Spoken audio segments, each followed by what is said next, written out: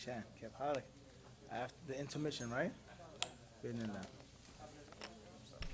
طيب. Either or, even afterwards, either or. Inshallah. If you have a cup, you may have a cup, please.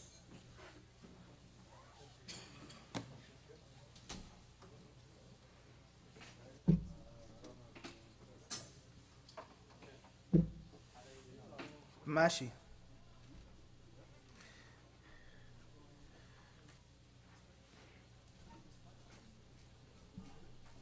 جزاك الله خيرا.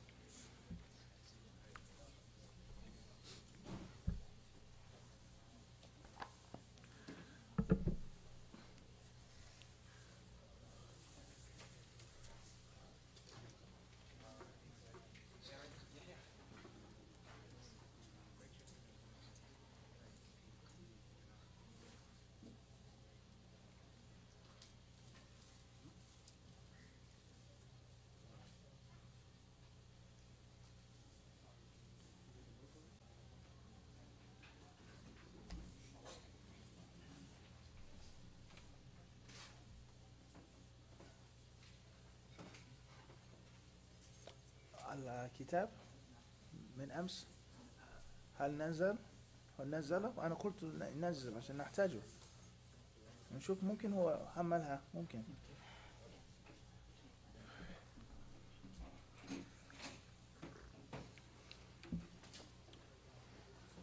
أستغفر الله أستغفر الله أستغفر الله أستغفر الله.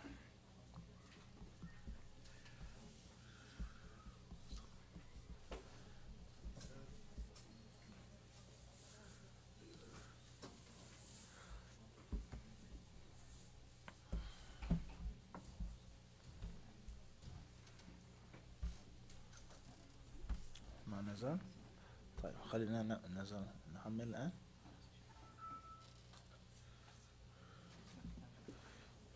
اكتب تدوين السنة PDF. أول نتيجة يكون وقفية.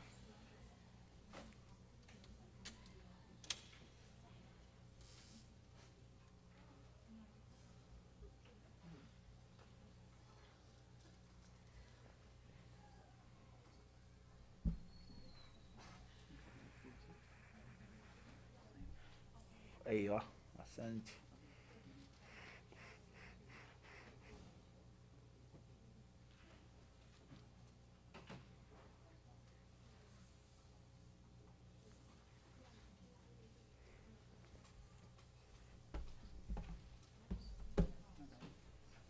جزاك الله خيرا. بعدين باوربوينت هذه لا.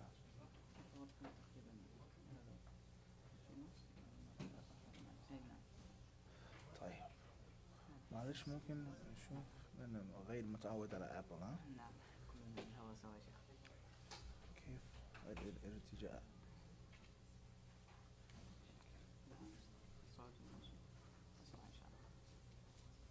ماشي. طيب طيب هذه صغير بعدين كذا. كيف نصير فول فيو هذه الظاهر صح.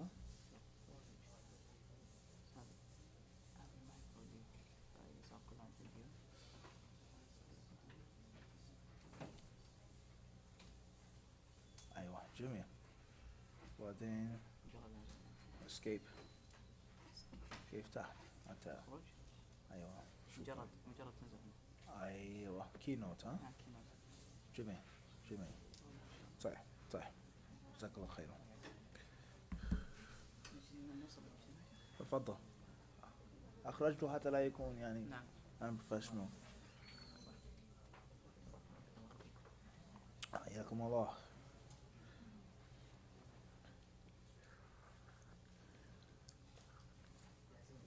طيب.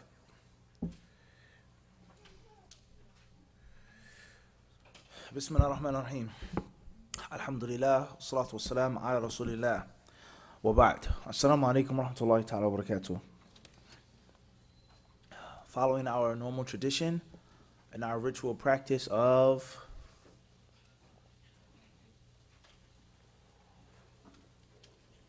what's our tradition? Review. To make what? Review of yesterday. Of the second and last session of yesterday, last night. Tayyib. Bismillah. We have a few minutes.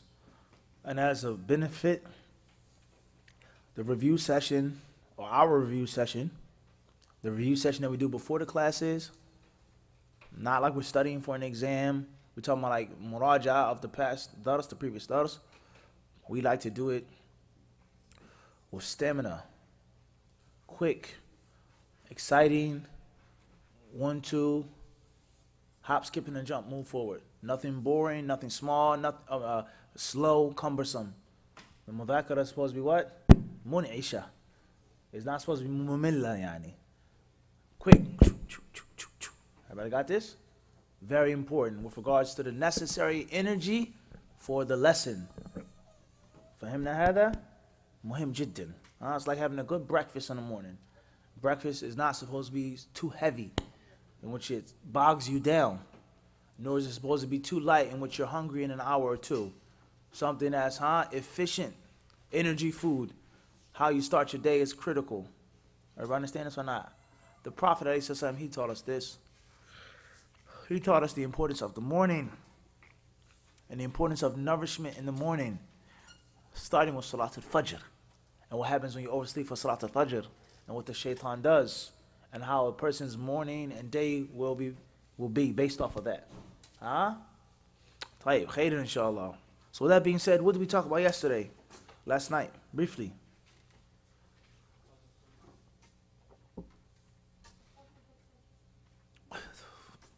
Fourth and the 5th century.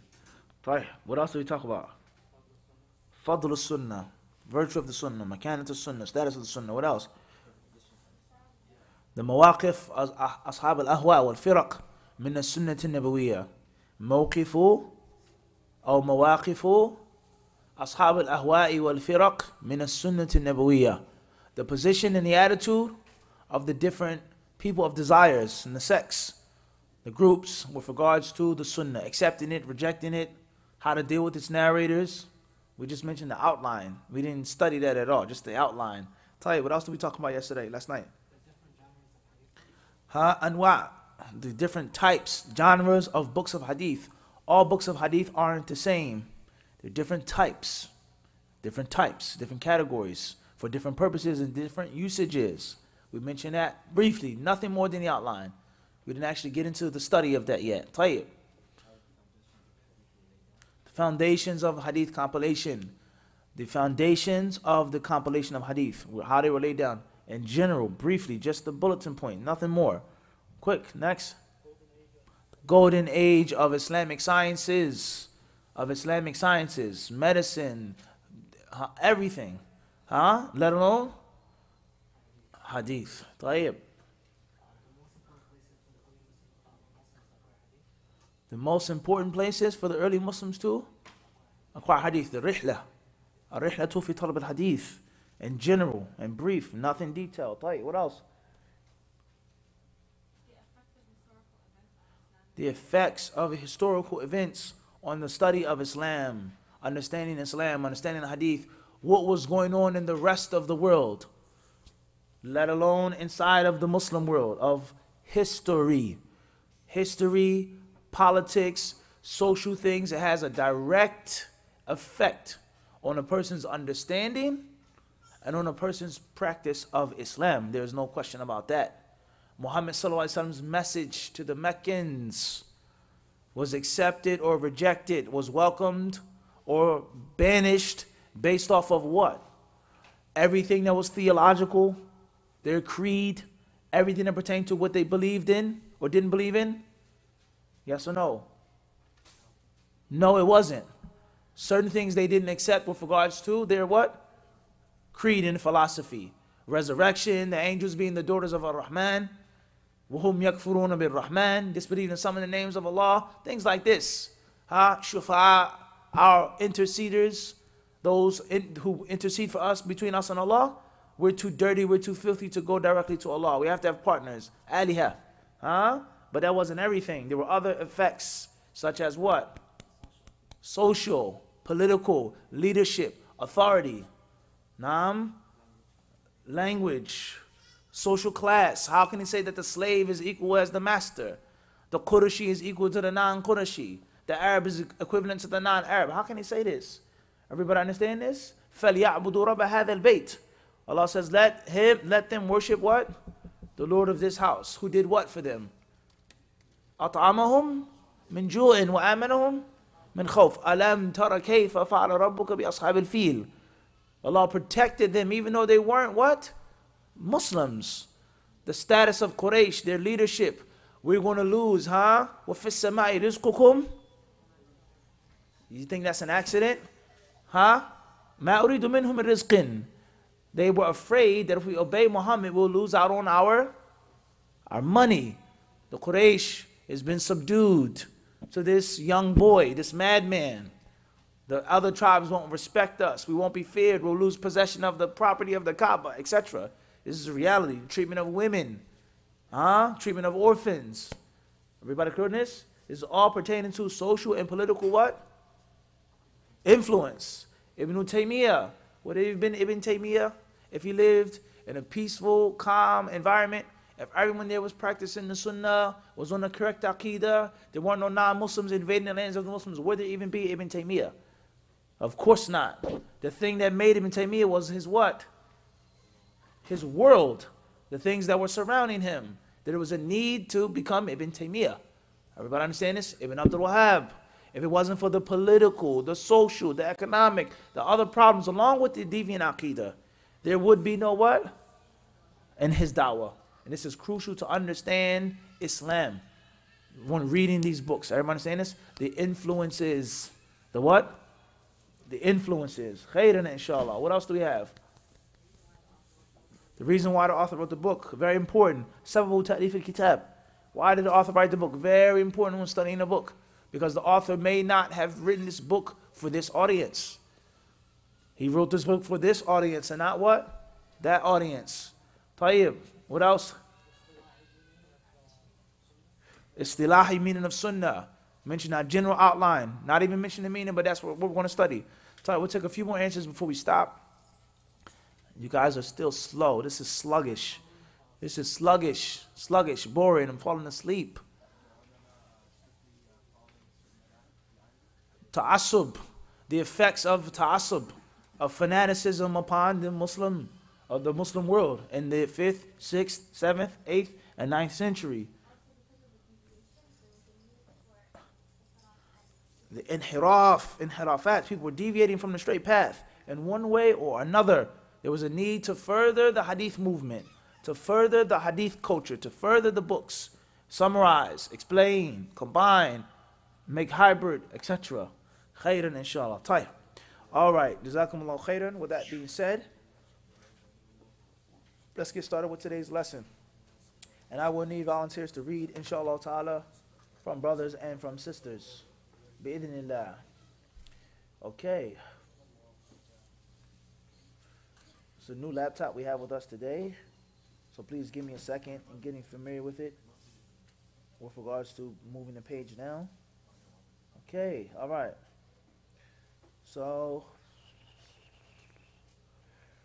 today's lesson, bi'idhnillah, actually getting into the book. There we go. For those who have the PDF, it is page 13, huh? Page 13. Page 13. Tayyib, page 13, huh?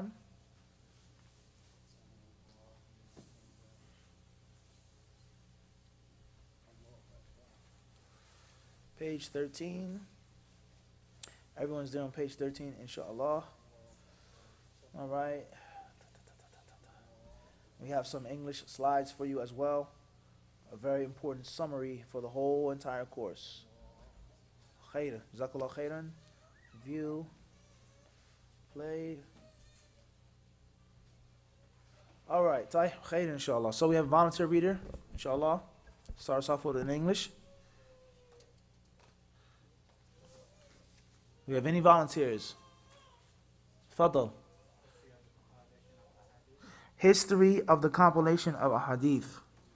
Or even easier way of saying it, compilation of hadith. Or an even easier way of saying it, hadith compilation and its history. Fadl. Sunnah. What does the word sunnah mean? And what is this meaning?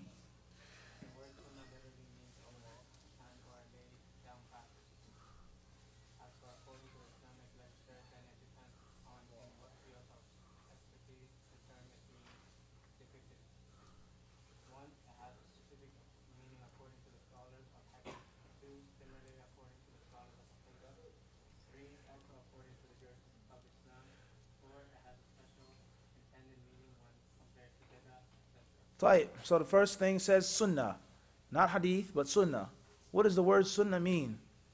We said that the word sunnah literally means a way, and or a laid down practice.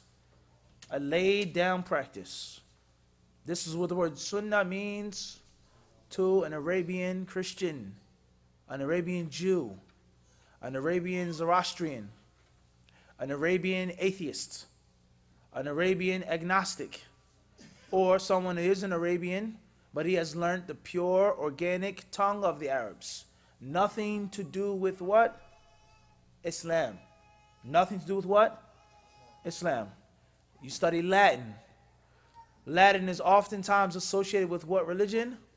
Christianity. But it doesn't necessarily have to.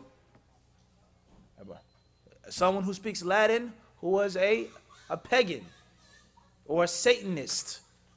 Everybody clear on this? A Satanist or a pagan. Everybody understand this? But he spoke what? Latin. Christianity and Latin oftentimes associated, but it doesn't mean that everything in Latin is automatically the understanding of the Christian. Hebrew, or even more accurate, especially today, Yiddish. Every language of someone who speaks Yiddish doesn't necessarily mean that they are Jewish. Everybody clear on this? Wahakada, Hindi, Buddhist, this, everybody understand this or not? Mandarin, Cantonese, doesn't mean that they're a Buddhist or a Taoist. Everybody understand this? Even though the first thing that you think about with this language is this religion. Everybody understand this? So the Arabic language, everything in the Arabic language does not have the Islamic meaning to it. Very important principle. It has nothing to do with our course. Anything out of the deen. Everybody understand this or not? The word ilah. What does the word ilah mean in the Arabic language? With nothing to do with what? The aqidah of Islam. What do the Arabs understand from the word ilah? We're not asking the question. We're just showing you the proper way of thinking. The proper way of what? Of thinking and taking a course. What does the actual word what? Mean according to the Muslims, right? No, not according to the Muslims. According to the what? The people of the language. The people of the what? Even if most of the people that speak that language are Muslim. But that isn't the language. The language, the word sunnah has a meaning, and it had a meaning. It has a usage, and it had a usage before there was Muhammad's message. Everybody clear on this? And that meaning is sunnah. A person smokes cigarettes. I smoke a box of cigarettes a day. The box. That is my what?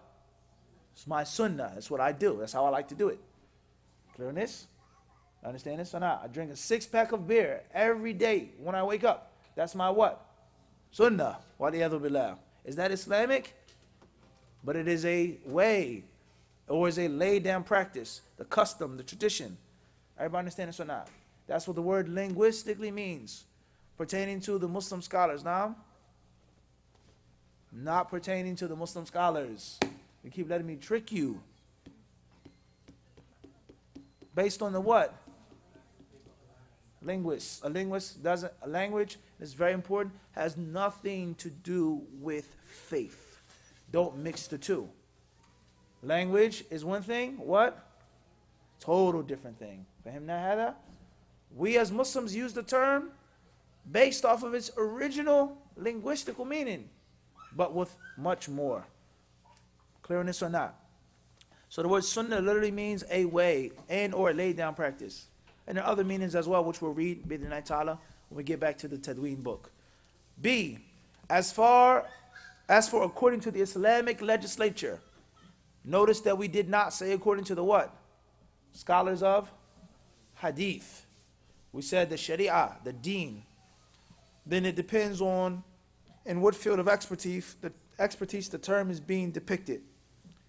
I.e. in Islam, there are different specialties, different specialities, different fields of expertise. You go to the hospital, there's the doctor who specializes in surgery, brain surgery, heart surgery. The doctor that specializes with the skin, specializes in the heart, specializes with the eyes, specializes in the brain, specializes with the bone. And then there's specialists among a field of speciality. I focus on feet. I focus on what? Feet. You have a back problem, you go see my colleague. Even though the vertebrae and the foot is all, or they're all what? Bones. Fahimna hadha? Everybody understand this or not? You have to see my what? My colleague. He specializes. He's a chiropractor, back surgeon. I specialize only in the what? Feet. So when I use a word or a term, it may or may not be the same as my colleague who focuses on the bones of the upper body, of the torso. Fahimna hadha? So the word sunnah in Islam doesn't have just one what? Meaning. Everybody understand this? And this is crucially important. And it will avoid or will cause you to avoid many takhabbutat, all types of addictions and blunders, which we'll get into if there's enough time. Tayyib, number one, it has a specific meaning according to the scholars of hadith. When the ulama of hadith, the muhaddithun, when they say sunnah, it may or may not mean the same thing when the ulama of fiqh, the fuqaha, say sunnah. Number two, similarly, according to the scholars of aqidah, the ulama who specialize in tawheed and iman, the aqidah, they use the word sunnah, and it may or may not be the same as the meaning of the scholars of hadith. And it's a critical error to do what? Jumble the two together. Everybody understand this? So, let's give a perfect example. We mentioned the book of Imam al-Baghawi rahimahullah yesterday called Sharh al-Sunnah. Sharh al-Sunnah. It's the same meaning as Al-Tabari's book, Sharh al-Sunnah, let alone Barbahari. Correct? Adam, you're late. How are you going to be successful when you come late? He's sitting on the back row. Where should you be sitting? In the front row. Huh? Ali, I see you. Gulad, you can't, mashallah, too tall. I see you guys come late. You guys gotta come what? On time, huh? Tayyib. Moving forward. The word Sharh Sunnah, according to Barbahari, is the same as Baghawi. Naam?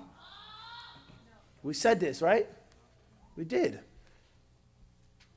Said this just now. They mean the same thing. Sahih? Two different things. Because Barbahari's book is about Aqidah. Baghawi's book is about Hadith. Clear on this or not? Tayyib. Number three. Also according to the jurists of Islam, the fuqaha, the Shafi'i fuqaha, naam, the Hanafi fuqaha, naam, the Maliki fuqaha, the Hanbali fuqaha, the Zaydi fuqaha, naam, whatever faqih or group or school, when they use the word sunnah, it may or may not mean the same as the scholars of aqidah or hadith. Clear on this or not? Number four, it has a special intended meaning when compared to bid'ah, etc. I.e., the term is used, sunnah, not by itself, not by its what? But it's only used when it is? No, in contrast, exactly, when it's compared to bid'ah. This is bid'ah and this is sunnah, not hadith. Everybody with me or not? Raise your hand if you had some green tea before the class. Raise your hand. One. How many other people drunk green tea before the class? Try it out, huh? Inshallah. Drink some what? Green tea. Hopefully, as they say, an apple away keeps the what? Doctor away. A cup of green tea before the class, hopefully it'll tune up your head. Bidna, you gotta try it out, inshallah. Tight. With that being said, we have 4 different examples here. 4 different classes of ulama. Ulama who study, who focus on what? Hadith. Ulama who focus and study or specialize in what? Aqidah. Ulama who focus and study on what? Fiqh. And ulama who study and focus on tayyib. And then we have mathalan even more, you say usuliyin, the ulama of usul al-fiqh. When they use the word sunnah, it has a maqsood. And we say sometimes it is and sometimes it isn't the same. Clear on this? How do you know when it is or when it isn't? This is confusing. It's this and that. The only key to this, Mahdi, is what? Is through al-fiqh fi din. Understanding, learning. Emptying your cup and then inshallah filling it back up with the proper information. Man yuridillahu bihi khayran yufaqihu fi din. Tight, moving forward, we'll give some examples of this maybe later on. Next point. Hadith meaning. A new volunteer to read, please. Fadal, you gotta raise your voice, please. The word hadith has 2 linguistic usages. The word hadith, not like sunnah, has 2 linguistic usages. According to the Muslims, it has 2. How many usages?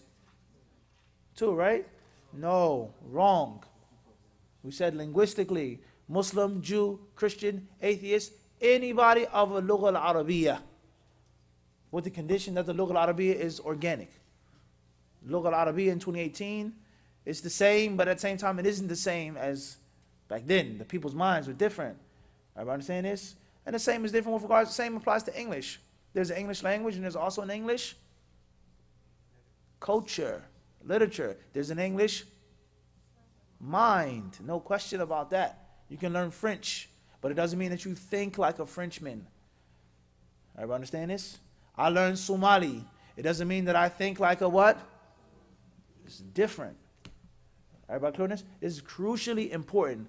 In the UK, do they not speak the same language we speak, English? But if you talk to someone who from the UK, they're British, sometimes, not all the times, but oftentimes they think a bit what? Differently. Certain words, certain terms, certain wit, certain jokes that you may not get. You're like, what's so funny? He's cracking up. He's dying on the floor, tossing and turning. I don't get the joke. But any other British person will walk in and do the same what? He will be rolling on the floor. Everybody understand this? Canadian and American. Certain jokes the Canadians may not what? May not get. Or the American brothers may not what? May not get. Even though it's the same what?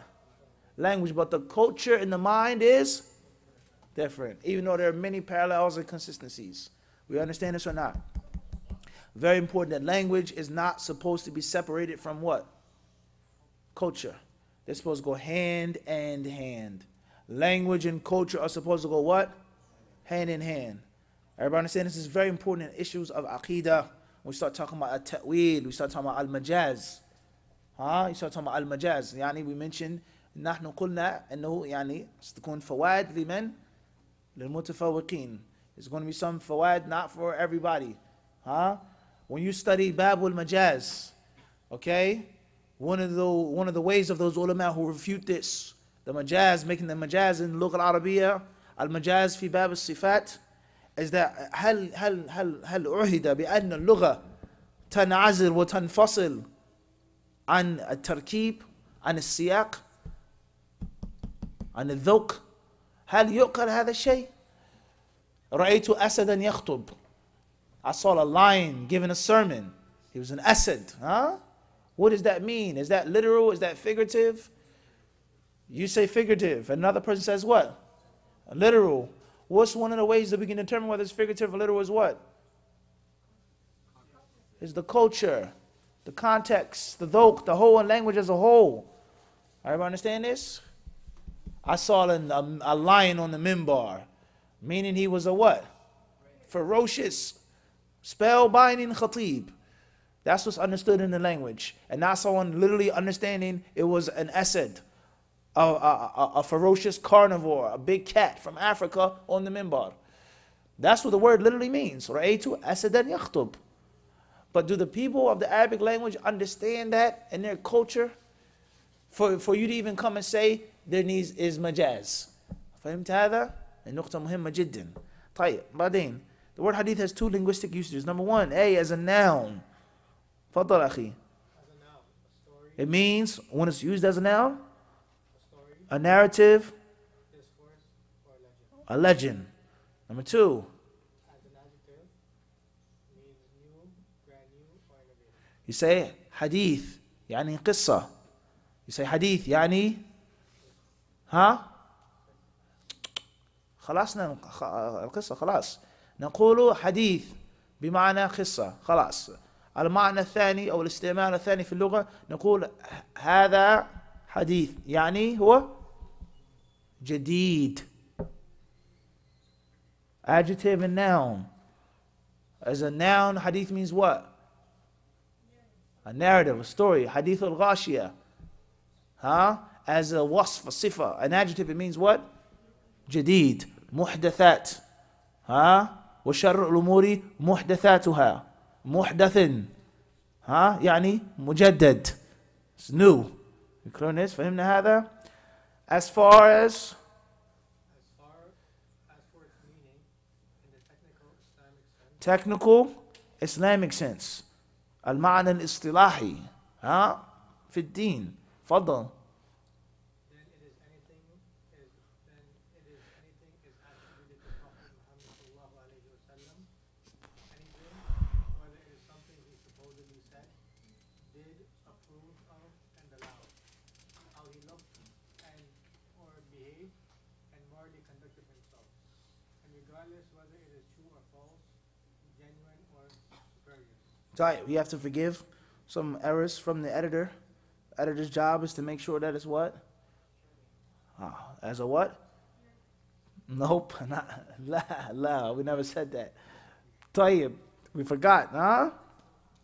طيب, we say what? As far as its technical sense in Islam, then it is anything that is attributed to Muhammad, Prophet Muhammad, anything that he supposedly said, whether it is a statement, قال رسول الله حب الوطن من الإيمان, love of one's land is from faith. This is called a what?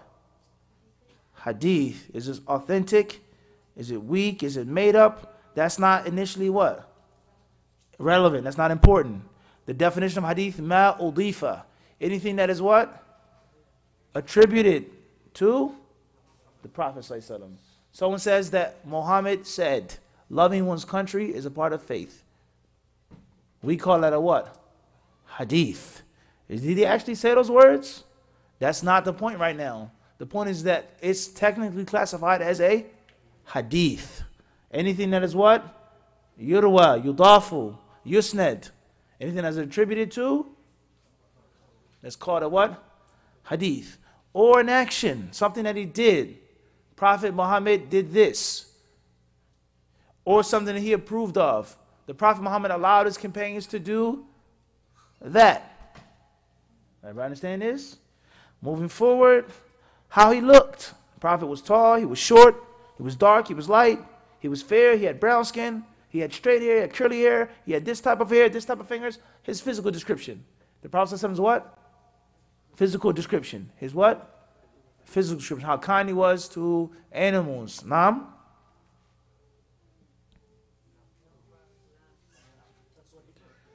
Huh? Metaphysical, moral. Now, it isn't his physical character. His tall, short, has nothing to do with his what? And the inside. Everybody saying this? For him now, we got it or not? After his physical description, we said what?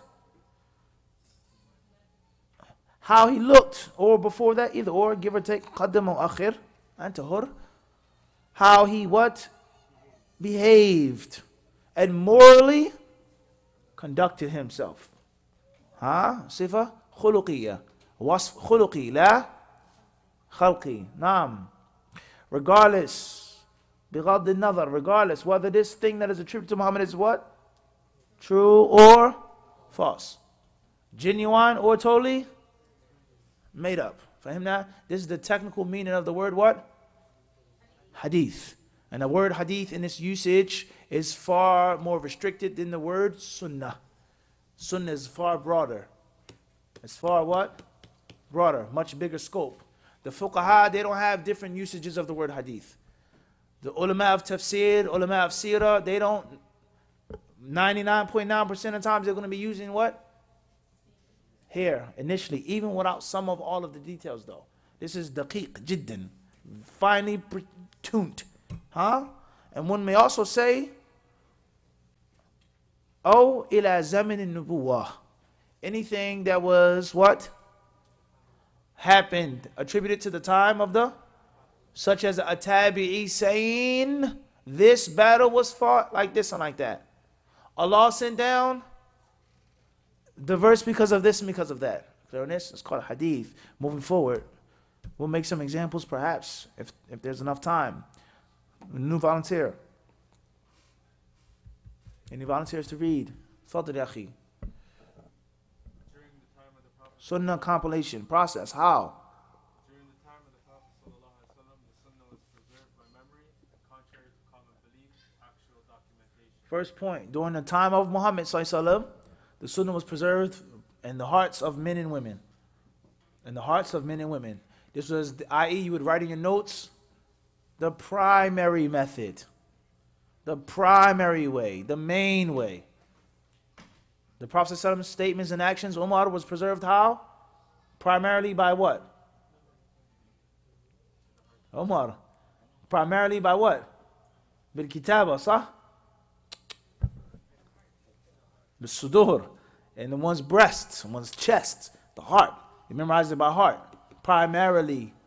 And also, contrary to common belief, there was actual hadiths were actually written down, which we'll take in the examples if there's enough time, inshallah. They were actually hadiths that were what?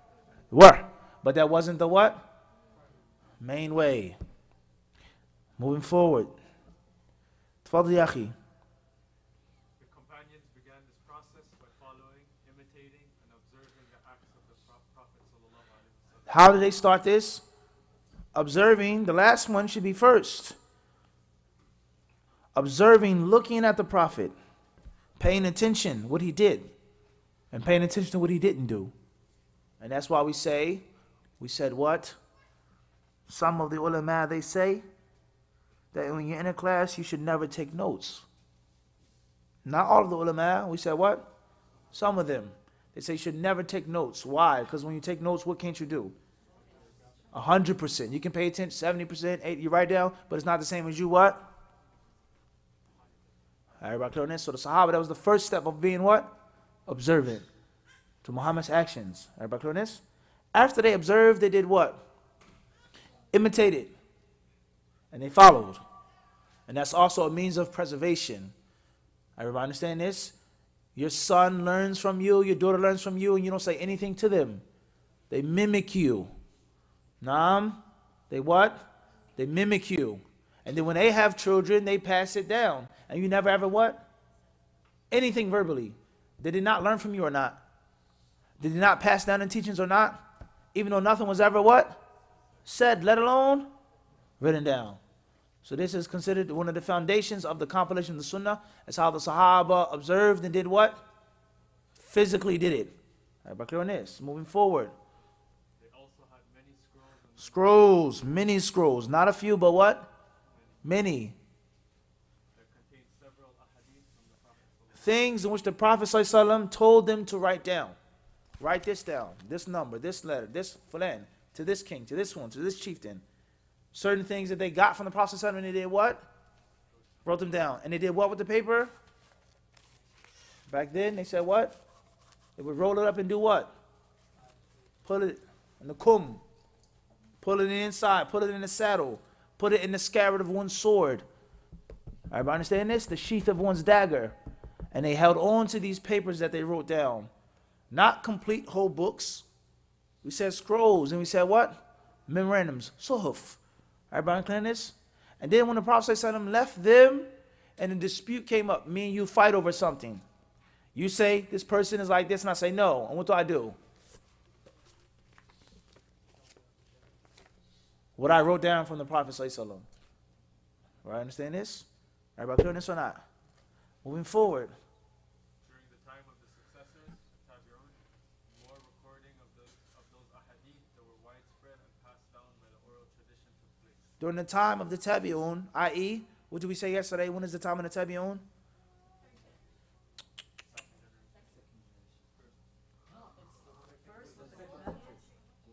We said every generation has how many tabs? 2. One here and one what? So the time of the Tabi'un is also the time of the Sahaba. And the time of the Tabi'un is also the time of the Atba' Tabi'in. And the Tabi'un are sandwiched in the middle. For them to even be Tabi'un, they had to have met Sahaba. And for someone to be a Tabi'in, they had to have met the Tabi'in. So the majority of the people of a generation are where? In the middle. They're where? In the middle. Most of the Sahaba are gone. The new generation is coming along. They're living 20, 30, 40, 50, excuse me. And then the new generation is coming. You have grandfather, father, son. The grandfather is what now? He's old. He's waning. He's what? He's waning. He's going away. Everybody understand this? The father is in his prime. And then coming up is the son.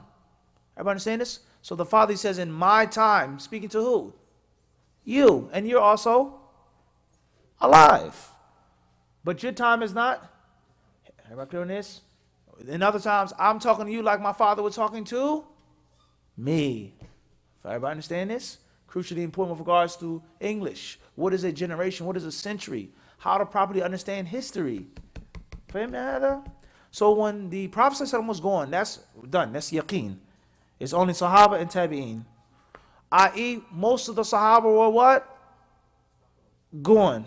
So within a century or generation, there's time as well. The beginning of it is not like the middle, let alone the end. For him to have that, we got this.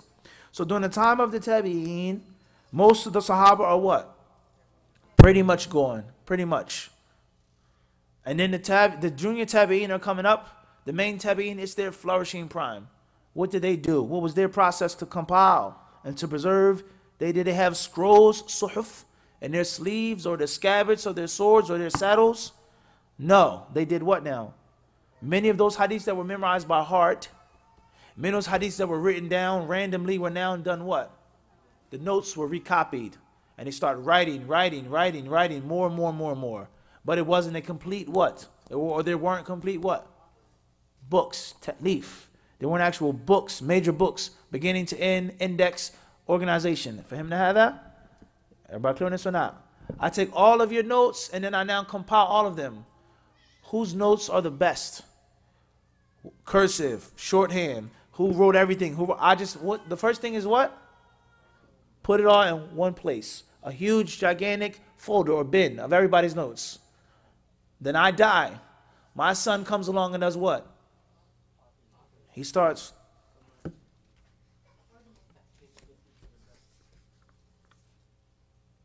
putting it together in order, cleaning it up, brushing it up, mopping it up, and putting it into a much neater folder. And then his daughter, his daughter that comes along and does what? Actually puts it in what? Order. And then it's an actual kitab. Kitab Munir. Kitab Muhammad ibn Munir. It's actual what now? A book. For him to have that. And that's your Musnad. That's your Muwatta. That's your Sahih Bukhari. That's your Sunan Abi Dawud. For him to have that. Moving forward. Fadal ya akhi.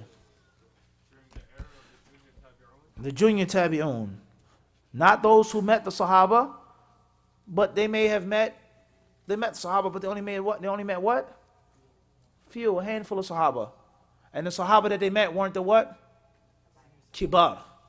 He met one or two. He met Ibn Umar. He studied with Ibn Umar. The Tabi'i studied with who? Anas radiallahu anhu. He didn't meet the Kibar of Sahaba. He only met the what? The young companions, Aisha, Jabir. فهمنا هذا? They only met one, if not what? A few, scattered here and there. The Kibar Tabi'een are the people who met what? 20, 30, 50, 10, 15 Sahaba, and they studied with them, and they traveled with them, they fought with them in a what? Abundance. In what? Abundance. Then you have the middle level, the Tabi'een in the middle. Huh? The Tabaqatul Wusta. They were people who met a healthy handful of Sahaba, but not a what? Not a large number. And the Sahaba they met, a few of the Kibar, here and there. Most of their studies and their narrations are from the middle level of the Sahaba as well. And then we have the junior, Sigar Tabi'een. The Tabi'een who only met at what? One or two. Bas. And they're called Tabi'een, but they as levels. فهمنا هذا? During their era, what took place? This process underwent serious change. Serious change. Not minor change, but what? Serious change. Serious change now. A major step. Not a step, but a leap. A leap in the evolution now. Serious change. What happened? And many books were actually compiled, put together. Were those books totally refined like the 3rd century, the 4th century? No. But it was actual ta'leef. It was actual kutub. And not just scrolls, suhuf, notes. Everybody understand this or not? Moving forward. Many important works were authored in the 2nd century by the illustrious Illustrious followers of the successors. Many important works were actually authored in the 2nd century. Then we have the 3rd century, Qarn al-Thalith, the golden era. What took place? The greatest and most important development. This century saw the greatest and most important developments in the compilation of Hadith and Sunnah, whereas Most significant and important works of Hadith compiled the most important, the most significant books were written when? In the 3rd century. So what timeline are we talking about now? From year 2 to what? وهكذا. Huh? From the year 200, 201 up until 299, 301, give or take the edges. From that, everybody understand this? So any alim who lived during that time and who died during that time, he lived and died in the what era? The golden era. And then he wrote his book in that what? Golden era. Such as, off the top, Imam Bukhari or Ahmed or Ibn Majah Nasai or Abu Dawud Tirmidhi or no way, not Bayhaqi or Muslim, we said Muslim or we said the Kutub al-Sitta. Khalas, you can't keep leaning on that crutch forever. You keep spinning the Kutub al-Sitta. Khalas. Or I want other answers. The others who lived and died in the 3rd century. Ibn Khuzaymah. Ibn Khuzaymah died when? Pause the tape. When did Ibn Khuzaymah die? 4th century. What year? What year did Ibn Khuzaymah die? Ibn Khuzaymah died what year? 311. So he technically died in the 4th century. Even though his shuyukh, most of them were from and he actually wrote his book and lived and thrived in so he is, but he isn't. Fahmta? Who else? Who lived and died in the 3rd century? Ali ibn al-Madini. What books did he have? Al-Ilal, Tayyib, or? What books of hadith does he have? What about Ibn Abi Shaybah? Musannaf Ibn Abi Shaybah. Ibn Hibban, 354. No chance. Right, khairan inshallah. We're still not into the deep explanation yet. Moving forward, and many other genres and what? Titles. Different types of books, and also different titles among Sunan Abi Dawud, Sunan Majah, Sunan Nasa'i. That's all one what? Genre. Let alone other genres such as Sunan, such as Musnad, such as Musannaf, such as Sahih, وهكذا. All this will be explained in more detail. This is just the outline now. Moving forward, from the golden era, until now, there have been many other genres of hadith. Many other genres of hadith books. Things that didn't exist in the golden era, such as we said yesterday briefly, mustadrak, ascent, or mushkil athar, ascent, or mu'jam, ascent, jami', 3rd century, sunan kubra, hadith sunan, khalas ya akhi. Or ascent, we said mustadrak already, but it's still good. Or mustakhraj, mustakhrajat, ذكرنا هذا بالأمس. You didn't review your notes enough. طيب, last but not least, طيب, and he says, thus a non-stop evolution. It was non-stop. 5th century, 6th century, 7th century, 8th century, 9th century, it continued. And refinement. What does the word refine mean? Refined sugar. What does that mean?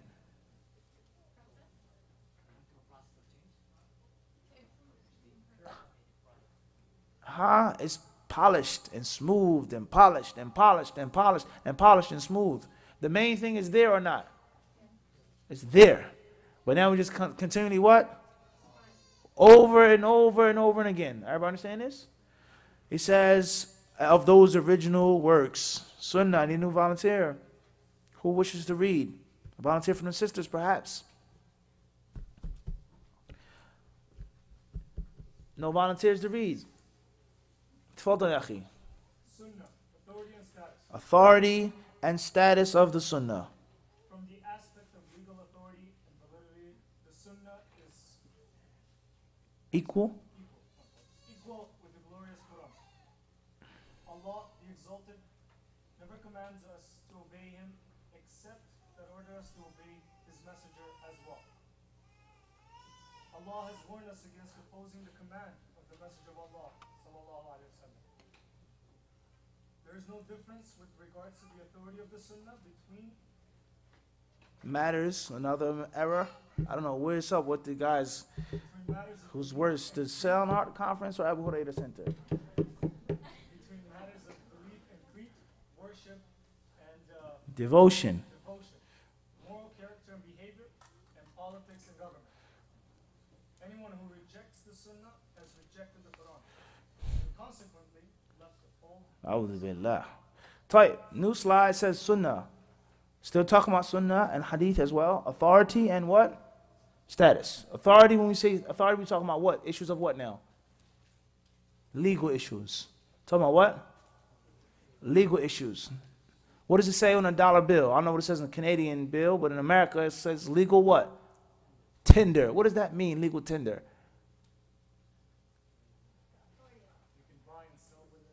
That the person that you buy something or borrow, whatever, however your transaction, they're now in the court of law bound to do what? In the court of law, they're bound to what?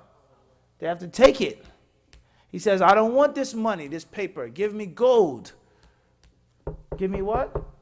Give me silver. Give me a horse. You say, no, I've given you dollar bills. The judge is going to say what? It is legal? The dollar bill has a what to it? Authority. You have to accept it. Everybody clear on this? That's what we mean by authority. Everybody understand this? And also, not just its authority, but it's what? Status of the Sunnah. That which is not obligatory. That which doesn't pertain to fiqh, legal issues. Everybody clear on this? Do I have to do this? Is it haram? Is it Sunnah or is it fard? Everybody understand that? The Sunnah in itself is what? A lofty status that you should try to implement and practice on any aspect. How you dress, how you eat, how you sleep, whatever the case is. And it's not just a rigid issue of halal, haram. This is fard, and that's not fard. Everybody understand this? This is what Muhammad did, and it's the proper understanding of it. Let me what? Try to implement it. Everybody clear on this? Everybody understand this or not? Tayyib. From the aspect of legal authority, and when we say from the aspect, why are we mentioning this? Why are we mentioning this?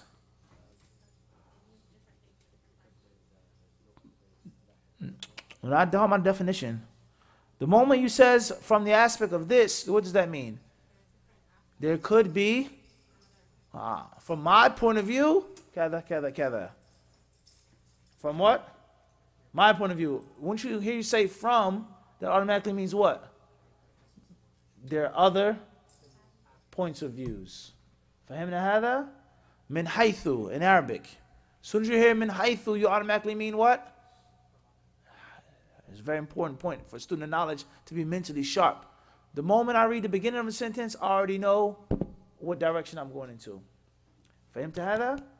The moment I read the beginning of a sentence, I already know that it's issue of ijma or issue of what? Khilaf. فهمنا هذا? So from the aspect of legal authority, that means that there are other aspects, other dimensions in which the Sunnah is not,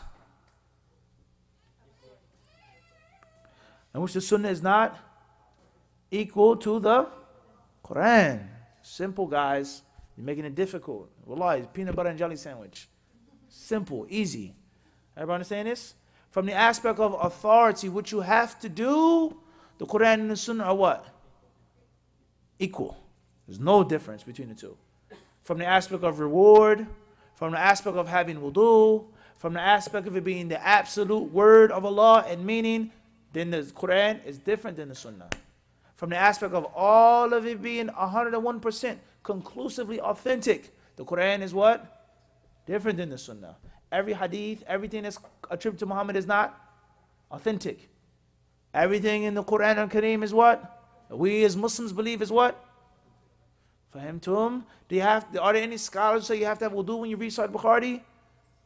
But some scholars say you have to have wudu when you read. Well, how can that? Everyone understand this? How many hasanat do you get from reading Sahih Bukhari? How many hasanat do you get from reading the Quran? Everyone understand this? So from the aspect of legislation, pay attention, because a Quran rejector, someone will try to come and trick you up. Are you telling me that Sahih Bukhari, made by a human being, is the same as the Quran, brother? Are you telling me that? So if you haven't studied properly, say, yeah, I'm saying that. Yes, Sahih Bukhari is just like the Quran. And that's scientifically what? That's wrong to say that. That's what? That's wrong to say that. And from the reasons why we have certain innovations in Islam and deviant groups is because the people that were on that which was correct, they went a bit extreme. They went a bit what? Extreme. And it led the other people to do what? Counter it with another act of extremism. Fahimtum? The Muslims have abandoned the Quran. And all they talk about and speak about and study is hadith, hadith, hadith, hadith, hadith, hadith, hadith, hadith. So now I'm going to come and I'm going to fabricate hadiths. I'm going to lie on Muhammad to get the Muslims to do what now? Fahimtum? The problem started where? Everybody understand this? So if you say the Sahih Bukhari is just like the Quran, as if you've disrespected the Quran.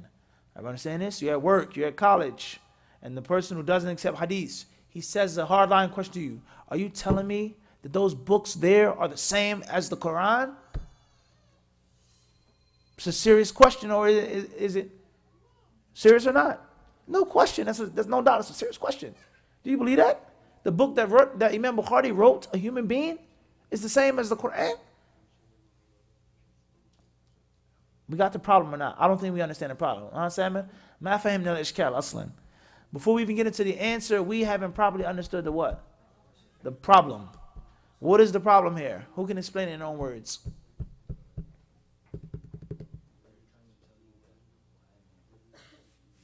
They're not trying to tell you because that's what you believe.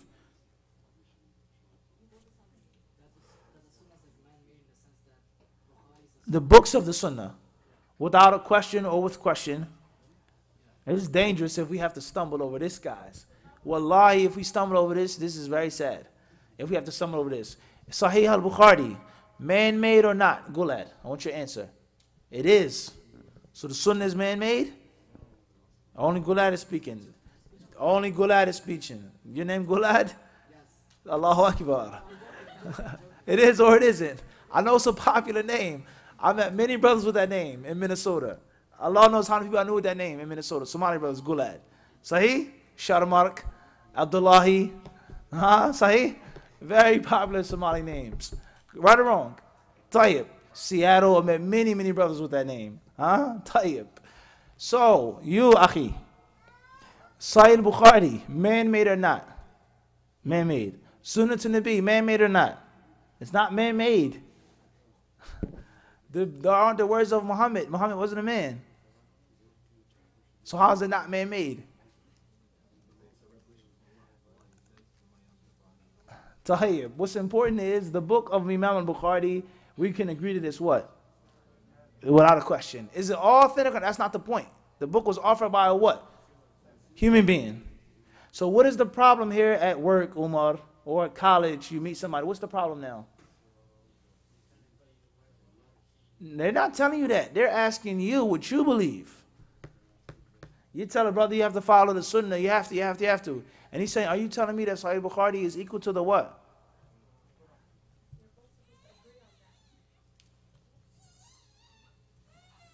We understand the problem or not? فهمنا الإشكال ولا لسه؟ ما فهمنا الإشكال. صح أسد؟ لم نفهم الإشكال. We don't understand the problem. The problem is when someone corners you, they put you in the corner with an issue. And you accept part of it, but don't understand the other aspect in which you're not supposed to accept it. So they trap you with one thing, it will lead to you being trapped in the other thing. That the Quran and the Hadith, with regards to legislation, are no. Not what we believe, we're studying, what he's trying to promote to you. Aywa. I have to follow the injunctions in the Quran. I have an option of following the injunctions in the Sunnah. And the reason behind that is the Quran and Sahih Bukhari are not equal, initially or absolutely. Initially, to us, Quran, the Kalam of Allah, compiled, organized, put in the Mus'haf al-Sharif, the Quran, is it equal to Sahih Bukhari? No, it is not. And it's unlawful to say that or to think that. We agree on this or not? Tayyib, the authentic narrations of the Prophet ﷺ, whether in Bukhari or not, when it comes to a rule, a law, something that you can or cannot do, equal to the Quran or not? So you understand, if you accept the first principle without knowing about the second one, then it's very easy for him to trick you into the second one. Everybody understand this? So from the aspect of the rewards, the Quran and the Hadith are equal. Naam? They're equal. The rewards that you get, correct? They are unequal. With regards to having tahara, purification, equal or unequal? The speech of Allah, the actual word of God, and the word of Muhammad, did Allah say that specific word? Is revelation from who? Allah. But is that the actual word of Allah? إِنَّمَا الْأَعْمَالُ بِالنِّيَّاتِ. So from the concept of wording, it isn't or is equal. Which one? Fahimtum? Everybody understand this? So from the aspect of halal and haram, the Quran says that you have to do something, and the Sunnah says that you have to do something. They are what? Equal. And if we're having an argument and a debate, I can tell you, Qala Rasulullah sallallahu alaihi wasallam, the Prophet sallallahu alaihi wasallam, he said this. I know the Hadith is authentic, and this is the proper understanding of it. You're now bound to take it, and you don't have to say, tell me the Quran first, then give me the Hadith. Fahimtum? Everybody understand this or not? There's a huge difference between the two. Moving forward, Allah, the Exalted, never commands us to obey Him, except that He orders us to obey His Messenger as well. Sallallahu Alaihi Wasallam. Pay close to this very important point here. There isn't a verse in the Quran in which Allah told us just to obey Him. Just stop and think about that for a second. There's not one verse in the Quran that commands for one to do what? Obey Allah alone. Never. That's a serious point right there. Now, one verse in the Quran in which the verse just says, وَأَطِيعُ اللَّهِ وَمَنْ يُطِعِ اللَّهَ. Everybody understand this? Everybody clear on this? How many times is the word obedience mentioned in the Quran? If you Googled it, or back in there they used the index and the corpus and different things like this. Now it's easy.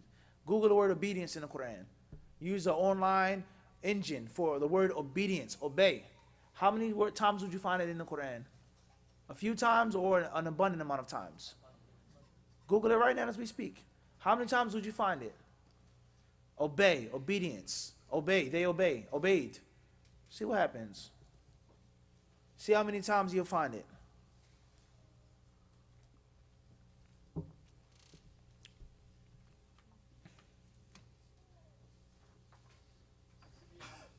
How many times? 68 times. 68 times. Well, what word? Obedience? Now, Google obey. Obey. 24 times for obey. That's almost 100 times. And not once does it say, and obey Allah only. Rather, we have two other types. The second is verses that say, obey Allah and His apostle. Clear on this? And the third type, verses that say what? Obey the messenger without mentioning obeying Allah. So this is from the where? Sahih Bukhari? It's from the Quran. You're speaking to someone who's trying to reject the hadiths, or who are you going to argue? You're going to argue with the hadith on them, or you're going to deal with the what? The Quran, something that he agrees upon. So how is it possible for the sunnah to be optional, for it to be something that's on the side, a footnote, a sideshow, nothing important, it's not been preserved, it's all fabricated, it's all made up? The political people made up the hadiths, the madhabs made up the hadiths, Ahlul Bayt against Ahlul Bayt, Muawiyah, this companion, that companion, they just made everything up. And Allah Azza wa Jal tells us in His Quran to obey Him and His Messenger, tells us in His Quran to obey the Messenger over 60 times. From the logical, rational standpoint, does that make any sense? For Allah to say, obey someone that you have no way of verifying what he actually said and did. That is why the last point, anyone who rejects the Sunnah has rejected the Quran and consequently left the fold of Islam, because you have disrespected Allah. You're basically telling Allah that you tell us to go back to something which is totally what? Just bogus. From A to Z. Everything in the Sunnah, the Hadiths are all what? Kulluha. They're all bogus. Any hadith that you can bring me, I'll tell you who fabricated the hadith. The hadith that talk about the virtue of the companions is made up by the Sunnis against the Shi'is. The hadith about Ali and his progeny and Ahlul Bayt, they were made up by the Shi'is against the Sunnis. The hadith that say obey your parents, listen to your parents, were made up by what? Made up by parents. Hadiths that talk about obeying the ruler, they were made up against the people who were rulers. Everything that you can talk about, the virtue of the Quran, the virtue of spending in Allah's cause, was made up for the people to do what? Get money. The church and the state. Everybody understand this? Oh, yeah, man, you know, it kind of makes sense now when you think about it like that. Yeah. Because people of other religions, what do they do with their texts? They interpret them and warp them to suit their power. How much power does the church have?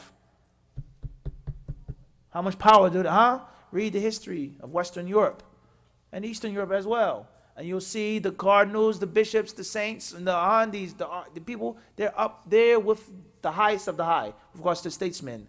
The king didn't make certain decisions unless he went back to the church. There was no war that was fought. There was no, he had to go back to the what? Church. There were rules on who he could and could not marry. Read about Louis XIII. Read about France. Read about Germany. There were rules about who he could and could not marry. Not according to the scripture, the words of Jesus, or even Paul. But with the what? So that religious authority, that religious monopoly, that provides the church with a great deal of what? Without a question. A great deal of wealth. A great deal of control of men. And unfortunately, among the Muslims, we also have the same problem. The board of the masjid, the state, the empire. They make up the fatwas. It's halal or it's haram, based off of what suits our what? Our desire, and us controlling the people. Everybody understand this? Or we promote the agenda that suits our political regime. Just like a husband, as we said, the famous example that we always use, a husband who wishes to control his wife and totally dominate her. He's going to teach her, he's going to give her the information pertaining to what? The virtue of women. Women are shaqaiq al-rijal. Astawsu bin-nisa'i khayran. Treat women kindly. Don't do this, don't do that. No. Khayrukum li ahli wa ana khayrukum li ahli. He's going to tell her, he's going to expose her to the hadith to talk about what? Al-rijalu qawamun ala nisa, inna al-mar'ata khuliqat min dhil'in. That's all she's going to hear.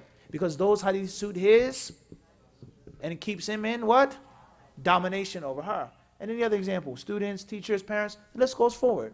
Everybody understand this? So this is what they said with regards to the hadiths. Hadiths are made up. They're totally made up to only suit the desires of the different groups and schisms and the different facets of people. We understand this problem or not? We understand this or not? Do we understand this? Everybody understand this? Type. So historically, socially, when I ask the question, is this a reality or not? Which of the two? No question. Man is going to use whatever he can to maintain what? Power. Religion, science, anything. Everybody understand this? In America, before there was the civil rights movement, emancipation of slavery or slaves in the South, there were two main classes of Americans. Two main classes. There are other groups, but two main classes. We had those that were for Southern slavery and those who were against it. Whether you call them abolitionists, whether you call them Quakers, whether you call them Yankees, and then you had the traditional Protestant Christian planter class. Everybody understand this? The planter class. So obviously the abolitionists who lived in the North, or even those who lived in the South, what did they say with regards to Southern slavery? They said this slavery is what? Inhumane, immoral, wrong, oppressive. It's against religion. It's against everything. And the Southerners, they said what? The human body, the anatomy, the brain of the Negro is not like the brain of the Caucasian. They had scientific studies to prove this, to show this, that what we're doing is the only way. It's the way that God wanted it to be. Everybody understand this? To validate their what? Power, money, wealth, affluency, and the list goes forward. Everybody understand this? So then, with regards to having a debate of slavery, wasn't necessarily about right or wrong. Everybody understand this? It's about what? Money, control. If we release all our slaves, what will we have? Everybody understand this? So therefore, they validated their slavery and their treatment of races based off of what? Science, based off of religion. Everybody understand this? And there are many other examples that you can make in which the human beings, they have to validate their what? Thirst for power. Everybody understand this? Thirst for what? For power. This is a reality. I'm the student of knowledge. I'm the resident scholar. I'm the speaker. Whether you like it or not, I enjoy a certain type of what? Power over people, no doubt. So therefore, I'm going to do whatever I can in my ability to do what? To keep that power and not just maintain it, but to enhance it as well. Yes. I want more, bigger, better. Everybody understand this? So this is their argument against the hadiths. So logically or historically, the argument could be accepted, perhaps. There were hadiths that were fabricated and made up. Everybody understand this? That's something that you can't deny historically. Well, I can, however, there's one major problem. One person you forgot about. One thing that you forgot about, and that's what? Is that Allah Azza wa Jal, He said in the Quran what? فَإِن تَنَازَعْتُمْ فِي شَيْءٍ وَرَسُولٍ طيب. If you differ on anything, Allah says take it back to Allah and His Messenger. So me and you differ over an issue. Let's go to Allah and solve it. Can we do that or not? Can we go to Allah and solve it? Can me and him travel to Allah and solve the problem? So obviously that means something. What does that mean? The Kitab, the book of who? Allah, the Quran. The Quran says you can't wear a white thobe and you can wear a blue shirt. So I'm right and you're wrong. Clear on this? And Allah also said, what Rasul? And take it back to the messenger. So you say white is the best color. I say blue is the best color. Let's take it back to let's let the messenger arbitrate between us and see who's right and who's wrong. Where's the messenger of Allah? So that obviously means taking it back to his what? His ruling. So therefore, based off of your argument, Allah, the Lord of the heavens and the earth, told us to go back to a source which is totally bogus, worse than unreachable. Because there are thousands of hadiths in circulation, brother. But they are all what? Made up for political, social, economic, financial, racial reasons. Everybody understand this or not? Everybody understand this or not? So this is the levy here. This is the proof against them. Maybe what you're saying is right. There were Muslims who made up hadiths for power. Yes, there were. But Allah told us to do what? Go back to it. And Allah, who knows everything that's going to happen, Allah knows everything that was, everything that is, everything that will be. And Allah also Azza wa Jal, He knows what? مَا لَمْ يَكُنْ أَلَّوْ كَانَ كَيْفَ كَانَ. For him now, that which didn't exist, it won't exist. But if it did exist, how it would? We got this or not? So Allah said, go back to the messenger. And Allah knew that there would be Shi'i, Sunni, this state, this empire, this church, this one, this one. Allah knew these things. But yet instead He told us to go back to something. So you've disrespected who? When you say that all the hadiths are fabricated. No question about that. Because you're saying that Allah told us to return back to something which is totally what? From A to Z. That's why it's kufr akbar. For him to have that, we got this or not? Everybody understand how dangerous and serious this issue is? Everybody understand this? So this is the proof in the Quran. Allah never ever says, just obey Allah. It's always something else. Rather, we've said, وَأَطِيعُ الرَّسُولِ Allah says about obeying the messenger by himself. So, one may say, Gulad, he says what? Those verses were only pertaining to the Sahaba.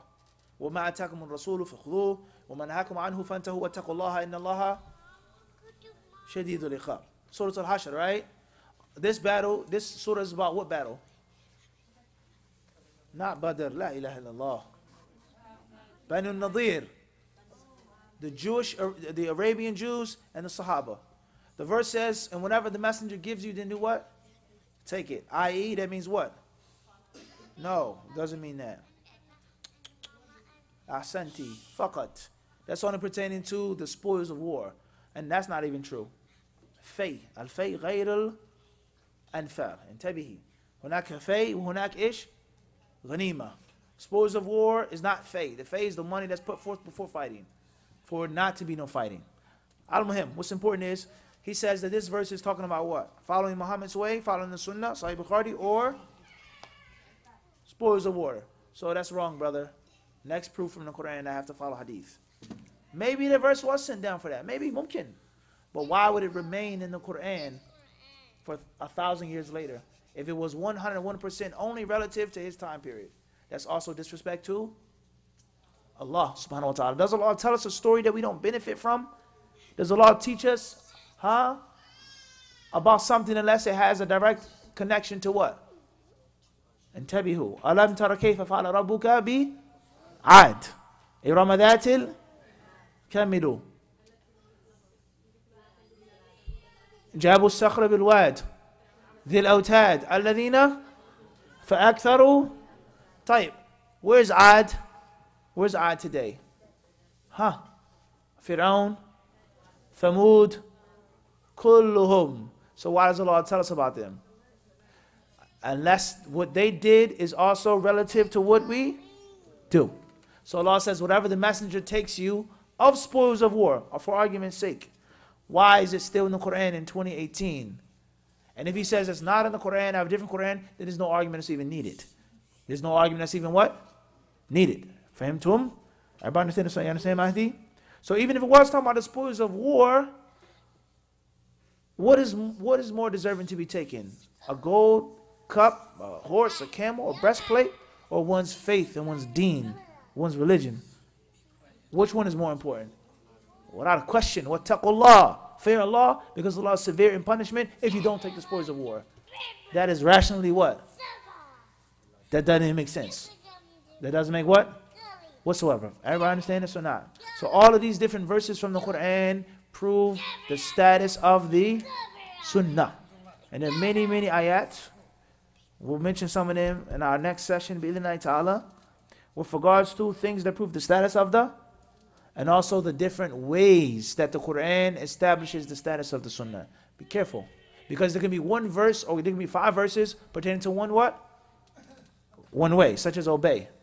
But we have other styles. Allah warns us. Allah praises those who follow. Allah, everybody understand this? The different ways in which the Quran, not the hadiths, but the Quran establish the status and authority of the khayran, inshaAllah. Hadith science. How much time we have left before we have to stop? Right now, right?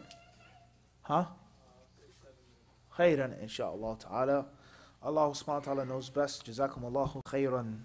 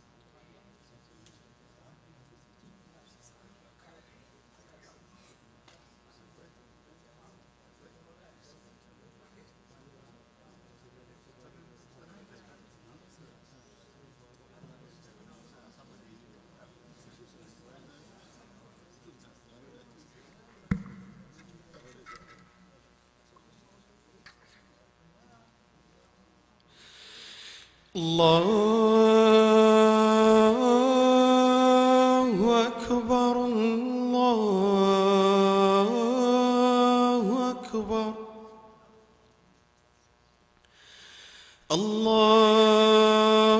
الله أكبر الله أكبر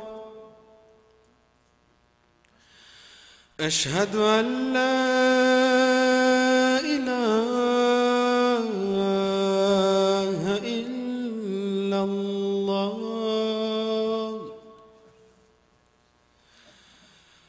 أشهد أن لا إله إلا الله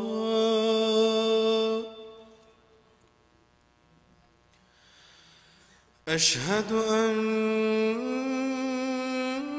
محمدًا رسول الله أشهد أن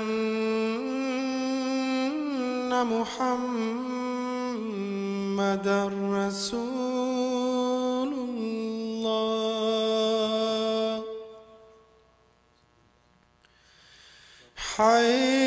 حي على الصلاة حي على الصلاة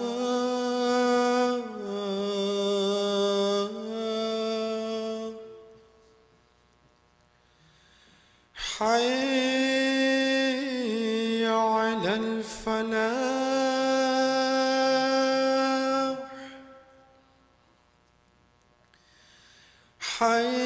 حي على الفلاح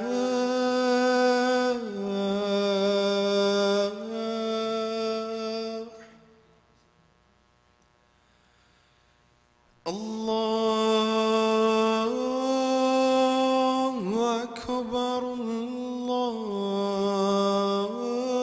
الله أكبر لا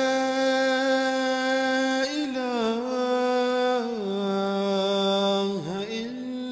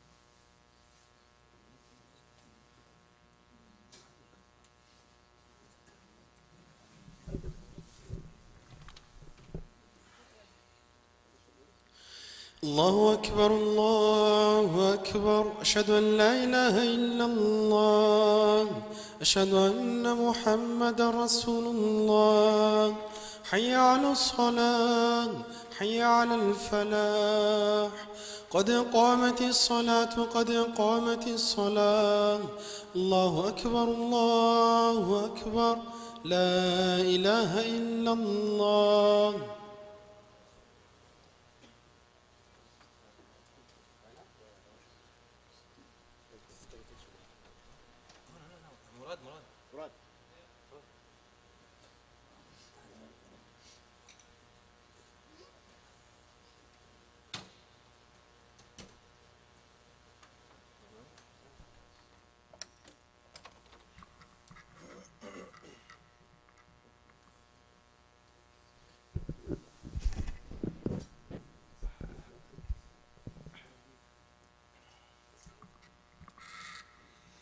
استقيموا سووا صفوفكم وسدوا الخلل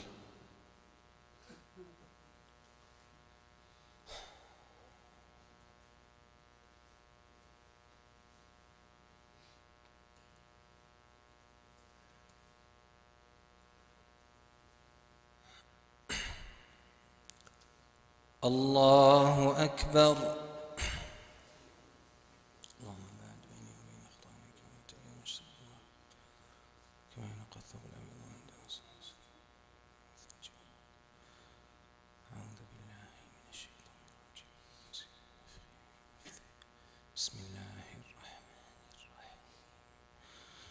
الحمد لله رب العالمين الرحمن الرحيم مالك يوم الدين إياك نعبد وإياك نستعين اهدنا الصراط المستقيم صراط الذين أنعمت عليهم غير المغضوب عليهم ولا الضالين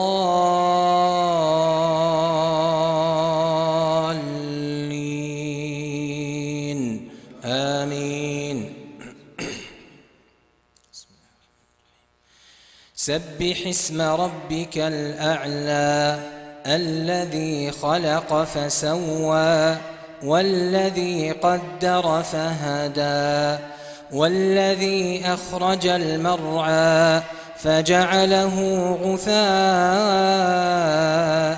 أحوى سنقرئك فلا تنسى إلا ما شاء الله إنه يعلم الجهر وما يخفى ونيسرك لليسرى فذكر إن نفعت الذكرى سيذكر من يخشى ويتجنبها الأشقى الذي يصلى النار الكبرى ثم لا يموت فيها ولا يحيا قد أفلح من تزكى وذكر اسم ربه فصلى بل تؤثرون الحياة الدنيا والآخرة خير وأبقى إن هذا لفي الصحف الأولى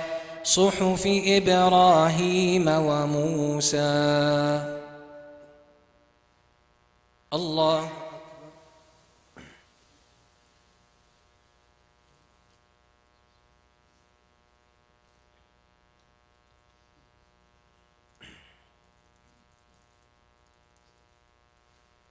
سمع الله لمن حمده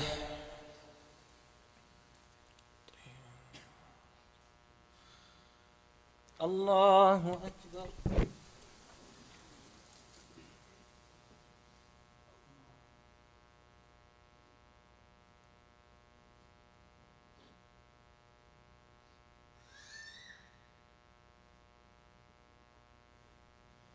الله أكبر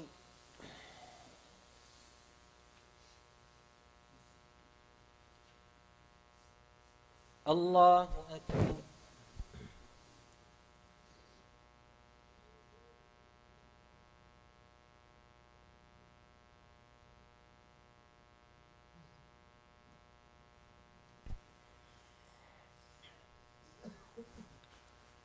الله أكبر. بسم الله الرحمن الرحيم. الحمد لله رب العالمين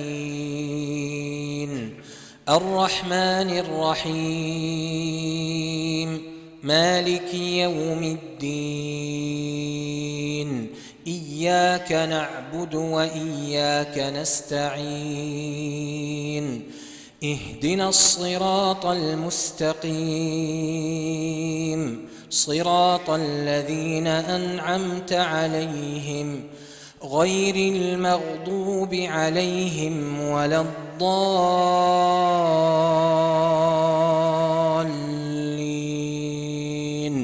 آمين. والضحى والليل إذا سجى ما ودعك ربك وما قلى وللآخرة خير لك من الأولى ولسوف يعطيك ربك فترضى ألم يجدك يتيما فآوى ووجدك ضالا فهدى ووجدك عائلا فأغنى فأما اليتيم فلا تقهر وأما السائل فلا تنهر وأما بنعمة ربك فحدث. الله أكبر.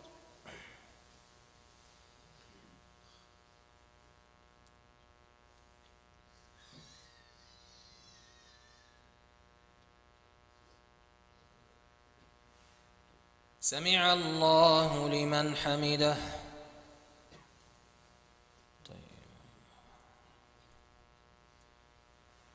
الله أكبر.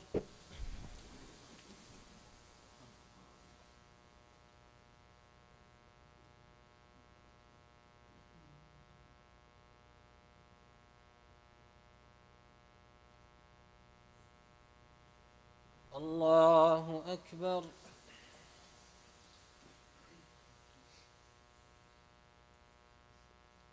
الله أكبر.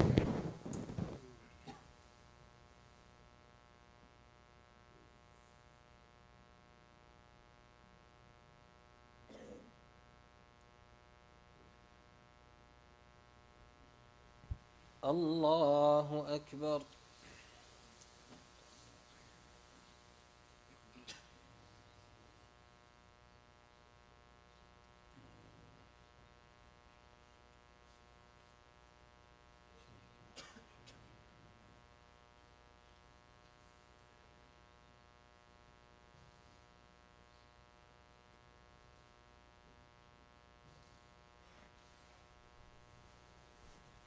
الله أكبر.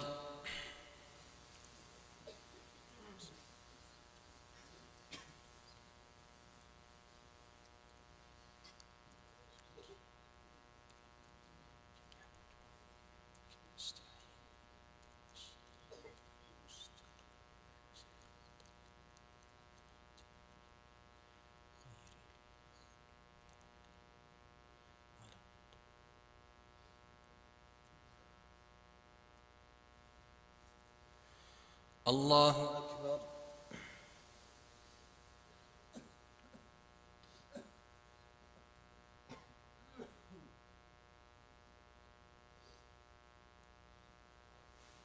سمع الله لمن حمده.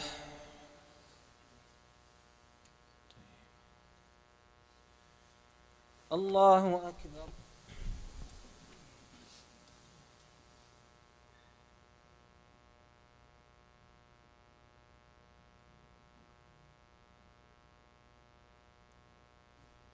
الله أكبر.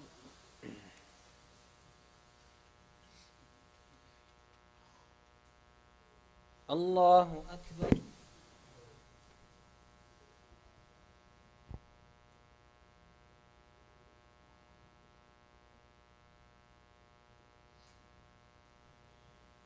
الله أكبر.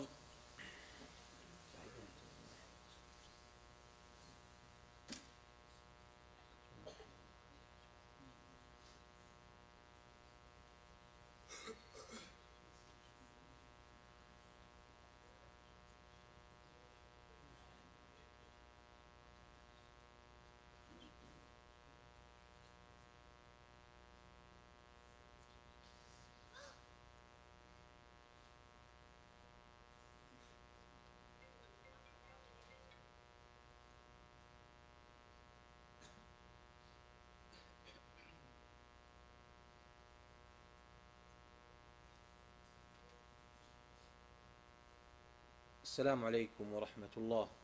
السلام عليكم ورحمة الله. استغفر الله.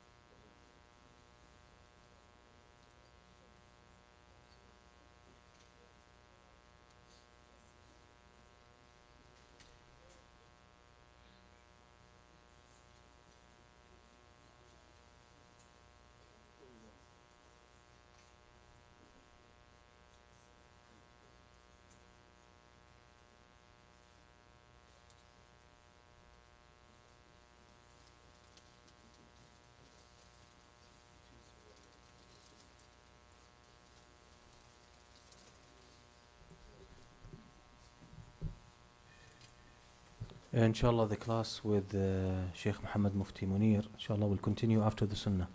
So what I would recommend, inshallah, once you finish your adhkar, pray your Sunnah and allow time for the class to start as early as possible. Jazakumullah khair.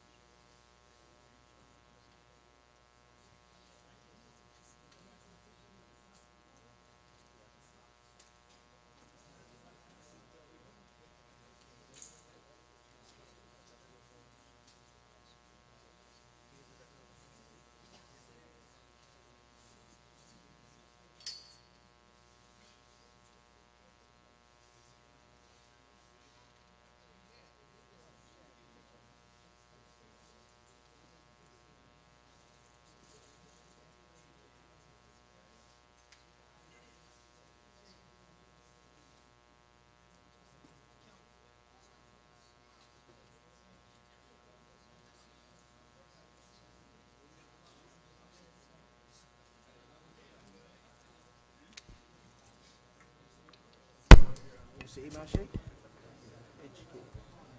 H. I-V-I-E-R-A Hold on, Sheikh. H-I-E right there.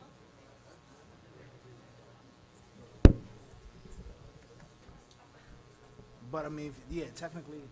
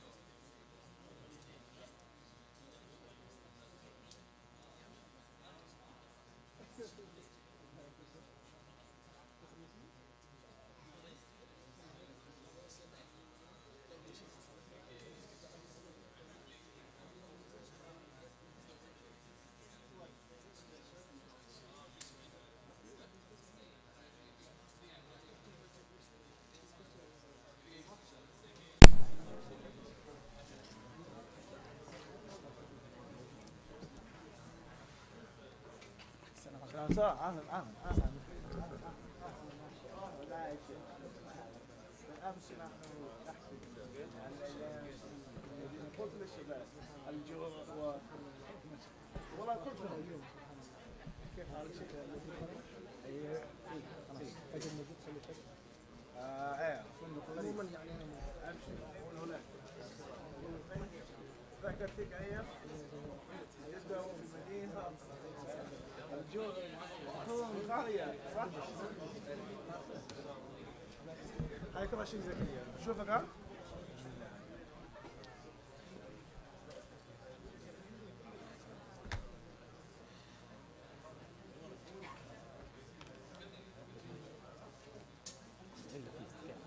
جزاك الله خير.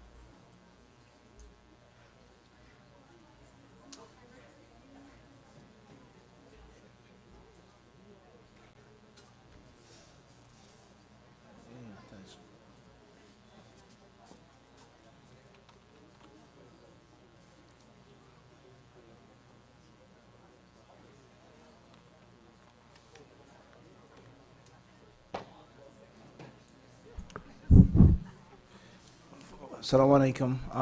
For anybody that would like the notes on paper, here we have some, inshallah, for the brothers or the sisters. I believe that you were emailed the PDF for the notes as well, if you put down your email yesterday. As far as the actual printed out notes, if you want a copy right now, then they're right here on the desk, inshallah. If you'd like a copy, they're, tfadal. If there's anyone who needs a copy of the notes or wants a copy of the notes for today's session, then it's available, brothers or sisters. Please give those to the sisters. Pass them.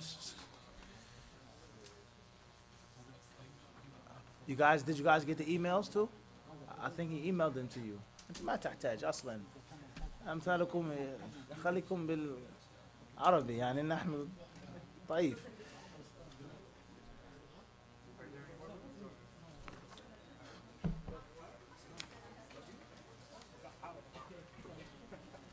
شوف تعال. Get him. No. Come here. خلاص. You stay here for a second.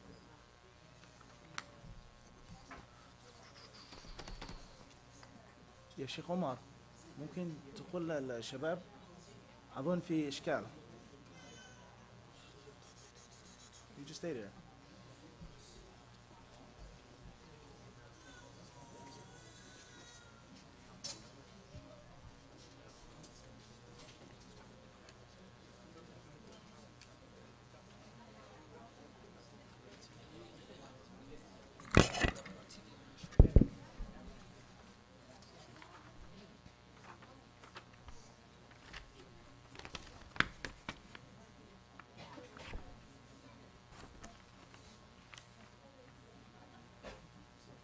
Assalamualaikum. When I first put it on, it was like too big. Yeah, I think it's perfect now, right? Yeah. Jazakallah khairan. I have my personal copy. طيب. ما عليك. No problem. Friend? Don't. You got it or not? You got it? You sure? طيب. Don't worry. Next time, just don't even. You get it? Anything you come directly to me, friend? Inshallah. Barakallah feek. Yeah. Alhamdulillah. Thank you.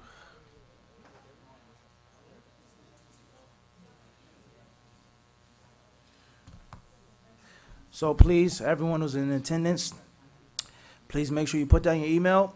That way you can get the necessary scanned documents. Inshallah ta'ala. The necessary scanned documents. Also, this being the first module, we're just getting started now. So there's going to be improvements and enhancements as we go along. There's going to be improvements and enhancements as we go along. So there are going to be different references, different books, different links that will be to be shared with the students. So make sure that you've registered your email, inshallah ta'ala, for anything else that's going to be shared with everybody. Tayyib? Khairan inshallah. Everyone ready to get started? Omar? Nabda? Muhandis? Tayyib.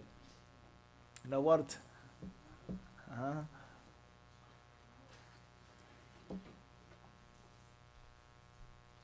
Bismillah, alhamdulillah, sallallahu wa sallam ala rasulillahi, amma ba'd. Tayyib. We mentioned with regards to the authority and the status of the Sunnah. Moving forward, continuing our introduction and our preface, Hadith science, what is it? It says Hadith science is a noble discipline and one, if not the most important of the Islamic arts.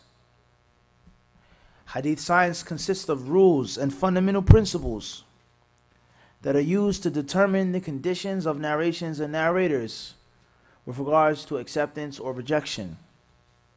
There are many branches and subgenres of Hadith science, such as al-mustalah, Hadith terminology, ilm al-rijal, literally knowledge of men, meaning biographical evaluation, gharib al-hadith, vocabulary of hadith, etc. The purpose of this slide is meant to introduce you and to familiarize you with what is ilm al-hadith. What is ilm al-hadith? What is it? For those of you who have actually heard of the term, regardless of how you've heard of the term, a footnote that you read, hadith is collected by Ahmed in his Musnad and declared authentic by Albani in Sahih al-Jami'. Who's Ahmed? Who's Musnad? How you declare something to be authentic? Who's Albani? What is al-Jami', Sahih al-Jami'? Oftentimes, that's how many English readers are introduced to the science of hadith, by reading a footnote in a book. You read in Ibn Kathir's book, which is not about hadith. Ibn Kathir is tafsir. And in there he says, Imam Ahmed collected this hadith in his Musnad with a continuous chain, with a broken chain. You read in a book, Tirmidhi, and it says gharib. This is hadith. This is a fair hadith, a gharib hadith. What does that mean? So those who've heard of hadith science, a general background, a general grasp of the principle, this is more continuing to introduce you and to familiarize you with what it actually is. Let alone those from among us who've never heard of hadith science. And those of among us who don't know is that there is an actual science with regards to hadith and how the sunnah was compiled, recorded, classified, graded, categorized, etc. And it isn't something that's sporadic or haphazard. It is an actual detailed science. There's something in Islam called science of hadith. Just like it's something in Islam called the science of the Quran, ulum al-Quran. The Quran is authentic, is the word of Allah. We believe in it. It's the guidance, hudan lil muttaqeen. And that's it. It's far deeper than that.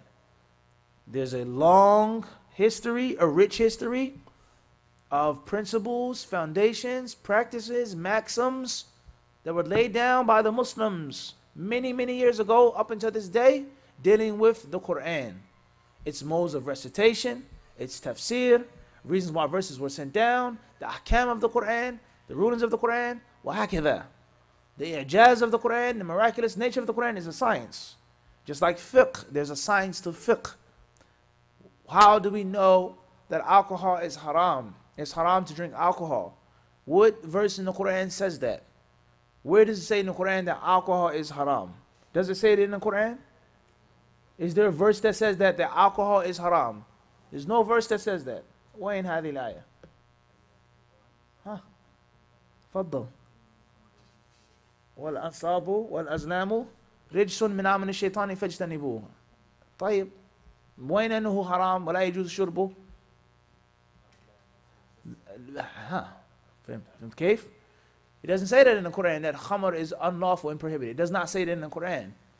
There are other things that say, or other verses that talk about khamr in the Quran. No question about that. Huh? But those words are not mentioned. Drinking alcohol is what? Prohibited. It doesn't say that in the Quran.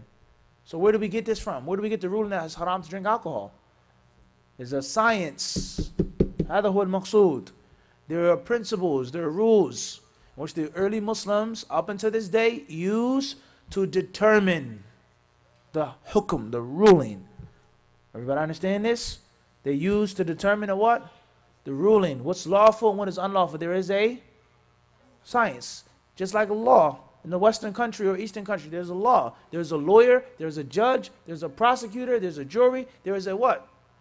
Science, a system. And that system, from the early days, primitive man, whatever you want to say, gathering, congregating, decided, what do we do with this person, with that person?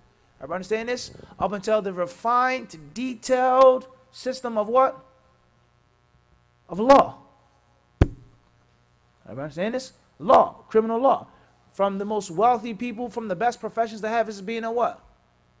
A lawyer. Obviously, the lawyer has to spend years out of his life doing what? Studying what? A science. And he has to spend years being experienced in this science, this field, for the criminal to be sent to jail for the rest of his life. For the person to walk free. For the person to face capital punishment. There's a what? Science. They determine guilty or through a set of what? And principles and everybody understand this? So many Muslims are unaware of the fact that there is a science behind hadith. When we say hadith sahih, that's equivalent to saying the judge, he drops his gavel and he says what? Guilty. How many hours and days and months, if not years, went into that one gavel being dropped until it was determined that he was guilty. Everybody understand this? How many days, weeks, hours, months, years goes into the scholar saying this hadith is what? Sahih. This hadith is mawdu'. This hadith is kada. There is a what? A science. There's a science of hadith. Everybody understand this? So those who already know about it a little bit, we want to give you a little more. And those who have no clue about it, we want to at least introduce you to the fact that there is a science. And this is not the topic of our course. The topic of our course is the compilation of hadith and its history. However, ilm hadith, hadith and science and this, they're going to go what? Hand in hand, directly parallel. Everybody understand this? Khairan, inshallah. So therefore, hadith science is one of, if not, for sure we know it's one of, is in the top 3, top 5, no question. If not the first and the best and the most supreme, if that's even a word, the most supreme, because supreme is supposed to mean what? The top. If that's even a word, al-muhim. Hadith science is, if it's not in the top 3, it's the first. If it's not the first, it's in the top 3 of the Islamic what? Sciences and arts. Everybody understand this? That pertain to religion, the field of the Quran. And in the Quran, there are other subfields. The Qur'an are not like the Mufassirin. The Mufassirin are not like the Fuqaha who specialize in ahkam, the rulings of the Quran. Everybody understand this? If you have is it permissible to have a dog in Islam? Yes or no? It's permissible to have a dog? Can I have a dog? Yes or no? I can't. For guarding purposes. What does the Quran say about a guard dog?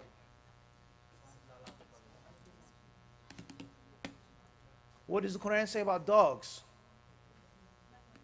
Nothing?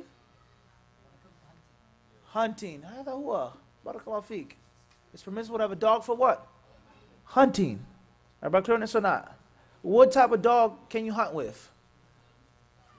What is the ruling on the saliva of the dog when it go fetches the game and pulls it back? Do you have to wash the duck again?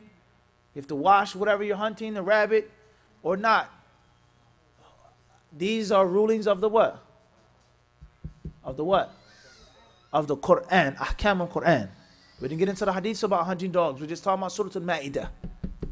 Chapter 5, Allah talks about dogs and using them for the purpose of hunting. So some ulama who specialize in ahkam al-Quran, the rulings of Quran. Everybody understand this? Within one field, Quran, those who specialize in the recitation of it. He's not a mufassir. He doesn't know the tafsir, but he knows all the recitations. He spends his life dealing with the recitation of the what? Quran. He doesn't drink cold water. Everybody understand this? He's a Quran reciter. He has talent and he has skill, a beautiful voice. He doesn't miss a letter. He's a Quran reciter. But you ask him, why was this verse sent down? What does this ruling mean? وَالْمُطَلَّقَاتُ يَتَرَبَّصْنَ بِأَنفُسِهِنَّ ثَلَاثَةَ قُرُوءٍ. What does that mean? ما معنى? He says, ما أعرف. I don't know. But I can recite it to you in this warsh, and this qira'ah, and that qira'ah. The mufassir, the scholar who specializes in tafsir, he says this verse was sent down concerning kada, al-quru' jamu qarwuhu kada, just like that. Everybody understand this? And the other fields as well. And from these fields, and from the best of them, if not the best, is the field of hadith. Everybody clear on this or not? Why is that? How is that? What's the proof of what you're saying? Perhaps we'll mention this later on. Moving forward. Hadith science consists of rules and fundamental principles, and also subsidiary principles you would write down in your notes. Also, subsidiary principles, branches as well. General, specific. That are used to determine the conditions of narrations and narrators with regards to acceptance or rejection. That's it. It's just that simple.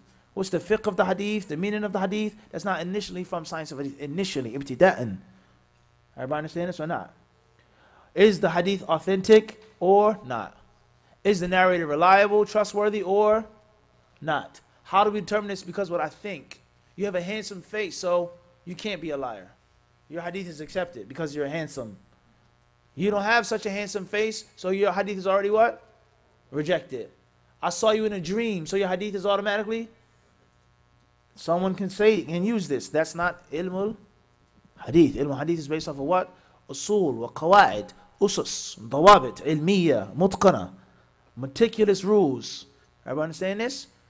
Everybody clear this or not? That's what ilmul hadith is based off of. What is accepted and what is what? Rejected. And not off of a taste or a view or. Everybody clear this or not? Fahimtum hadha. It's not a haphazard science or field. Everybody got this? It's based off of fundamental rules, fundamental principles, maxims, general and specific, with regards to two things. Al-qabul or rad. Acceptance or rejection.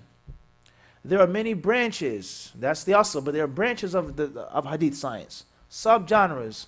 Genres within genres. Subgenres under one genre. We all know what a genre is. Nah, we all know what a what? What is a genre? What's the word genre mean? Type. What else? Category or subset. An example of a genre is what? Comedy. Okay, type. Comedy. That's a genre of what? That's a type of entertainment, for example. How many are there subgenres within comedy? Such as family, stand-up. Everybody understand this? Within one field. Everybody clear on this or not? Everybody understand this? Tayyib. Moving forward. These subgenres are many. Some of them, or one of them is called, that which is called al-mustalah, or ilmul mustalah, or mustalahul hadith, which is basically based off of the language, what's being said. Sahih, Hasan, Sahabi, Tabi'i, Mursal, Mustadrak. Terminology, wording. Huh? Everybody understand this? What is your wording? Huh? What do you mean by this word? Everybody understand this? Everybody clear this or not? You may say a word that's linguistically has a meaning, but that's not how you're using it. Everybody understand this? Such as what? In Canada, you say something that Canadians say. Hey, Tayyip. You guys said it, not me. Huh? I didn't say. So say that was pretty good, eh? Tayyip. What does that mean? Am I asking you, was it pretty good? I'm asking you. That was pretty good, eh? I'm what? But in America, we may say what? Yeah, or like, hey, like that was like, I'm asking you, but you're saying that was pretty good, eh? Everybody understand this? So a person, he has to understand the terminology of Canada, the lugha, huh? Surgeons, physicians, they have a what? Terminology. Everybody understand this? You read it. What the heck is this big fancy Latin word? Biologists, marine biologists, huh? People that study these things. What's the class? What's the genus? What's the family of this plant, of this animal? They have a what? Terminology. Fahimtum. Another subgenre of ilm al-hadith is that which is called ilm al-rijal. Ilm al-rijal. Or al-ruwat or al-jarh wa ta'dil. Which linguistically means here, ilm al-rijal is knowledge of men. Ilm al-rijal. Knowing men. Meaning biographical evaluation, i.e. the narrators of hadith.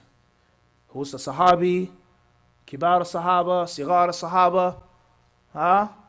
A tabi'i, kibar tabi'in, who's thiqah, who's da'if, who's muttaham, who's matruk. Jazakallah khairan. Everybody understand this? Imam, hujjah, terminology, ilm rijal. This narrator narrated from this person, he narrated from that one, he didn't meet, they didn't meet.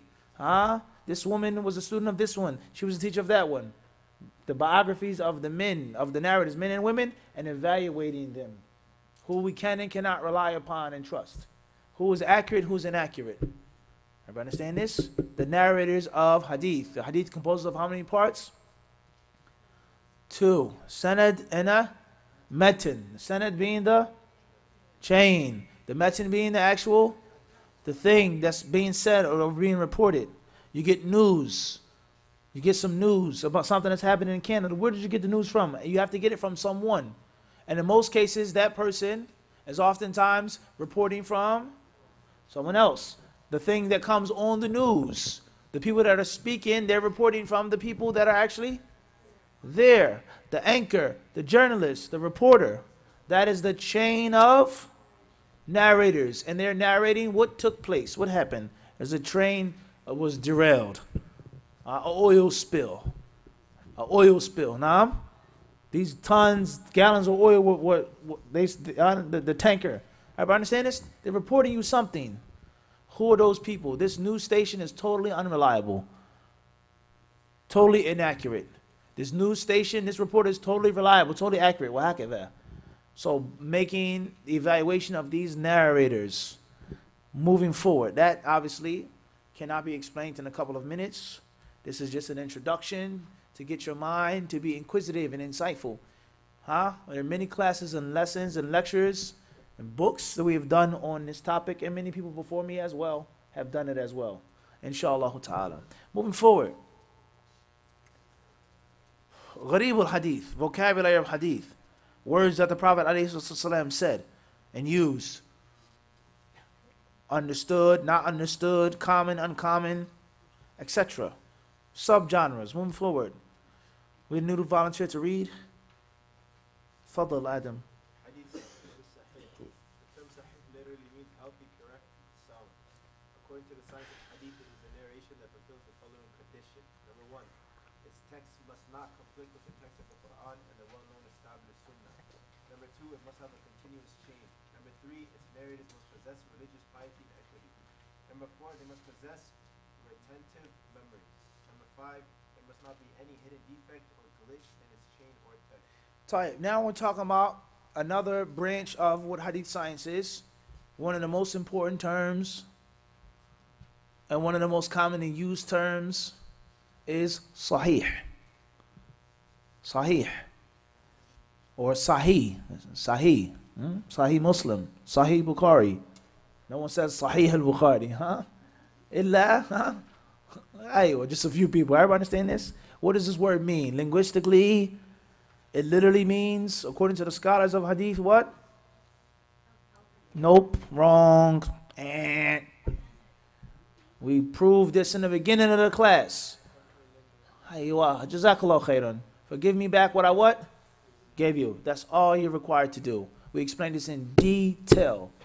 The linguistical meaning. When we say linguistical, it automatically means the Islamic meaning. Sahih? Exact opposite. The linguistical meaning is the language of the Arabs. What does this word mean in Latin? Not what it means or how it's used by Christian scholars. Everybody understand this? What does this word mean in Yiddish? Not how it's used or understood by people that are Jews, but someone who speaks the language. Everybody understand this or not? If I learn Polish, the language of Poland, does it mean I'm Jewish? Does it mean I'm Christian? I mean, I have no religion at all. But this is my mother tongue. And I actually studied the classical language of Polish. It has nothing to do with how the Polish Christians or Jews use and understand the term. Once more, you felt. We explained this too many times. We explained this what, Samir? Too many times. Linguistically, automatically means its meaning in Islam. Ahsantum. No. Why is it even important to understand Lugha al-Arabiya without Islam if we're all Muslims? It's very important. It's very important to study that. Because you have to understand what the actual concept is and how it is connected to the Islamic science. So healthy. Think about someone or something that's healthy. What do you think about it? The first thing that comes to your mind is healthy. Your mother sees you. You come back from college and says you're not healthy. You don't look healthy. Everybody understand this? It's a meal. It said it's a healthy meal. What do you think about healthy meal? I mean, something that comes up in your what? In your head. The word what? Healthy. Everybody understand this? Or correct. What's the first thing when you hear correct? What's the first thing that pops in your head? A check mark. No doubt. Assent. And not red, right? Everybody understand this? The first thing you hear about is a what? Is a green check. Not a what? Not a red one, a red X. No doubt. Conditioned from TV, from school. This is the world that we live in. This is the world that we what? That we live in. Everybody understand this or not? Correct. Sound. Something is what? Sound. So this is going to have an effect on its meaning and understanding in what? In the science. Something is what? Sound. Authentic. Genuine. Healthy. Everybody understand this? It has a connection. Moving forward, according to the science of Hadith, and notice we didn't mention any other science, fuqaha, what they consider sahih is rejected to the scholars of Hadith. They have no say-so in this science. What they consider is sahih. The Hadith is authentic because of my principles, my fiqh mind, and it sounds good. It doesn't clearly go against the Quran. It sounds mustahsan, is maqbool. Abadan. Ahlu Makkah adra bi shi'abiha. Ahlu Makkah ish? Aywa. The scholars of Hadith, they know better of what it is and what it isn't. And it doesn't go back to anyone else's science except for their science. The word sunnah is different. That's totally what? يختلف عن هذا. Because the word sunnah has different usages. Hadith is what? It's far, far, far more narrow. I understand this? The scholars of Hadith, humul mu'awwal. Al-Marji al-Wahid. They are the only source, the first and last line of defense on what is sahih, and not the other groups of scholars. انتبهوا. هذه نقطة مهمة. كررتها لفائدة مهمة جدا. Moving forward, he says, according to the science of hadith, it is the narration that fulfills the following conditions. Notice, what did we mention here differently? What do we mention differently from the traditional books that you read? What do we mention differently? We mention mukhalafa, shudud, whatever ibara you use. Munaqada, mu'arada. That the hadith, before we get into this, technically has to be consistent with something. And tabihi. It's a big and very important faida here. Is that the authentic hadith is not to conflict with the text of the Quran. And it is not to conflict with the well-known, we said here, well-known and established sunnah, the other narrations that are well-known and that are what? Clearly established. The hadith goes against one of these two sources, and we're not talking about a ta'arud fi dhahir faqat. We're talking about this actual ta'arud, fi'lan, in which is nakara.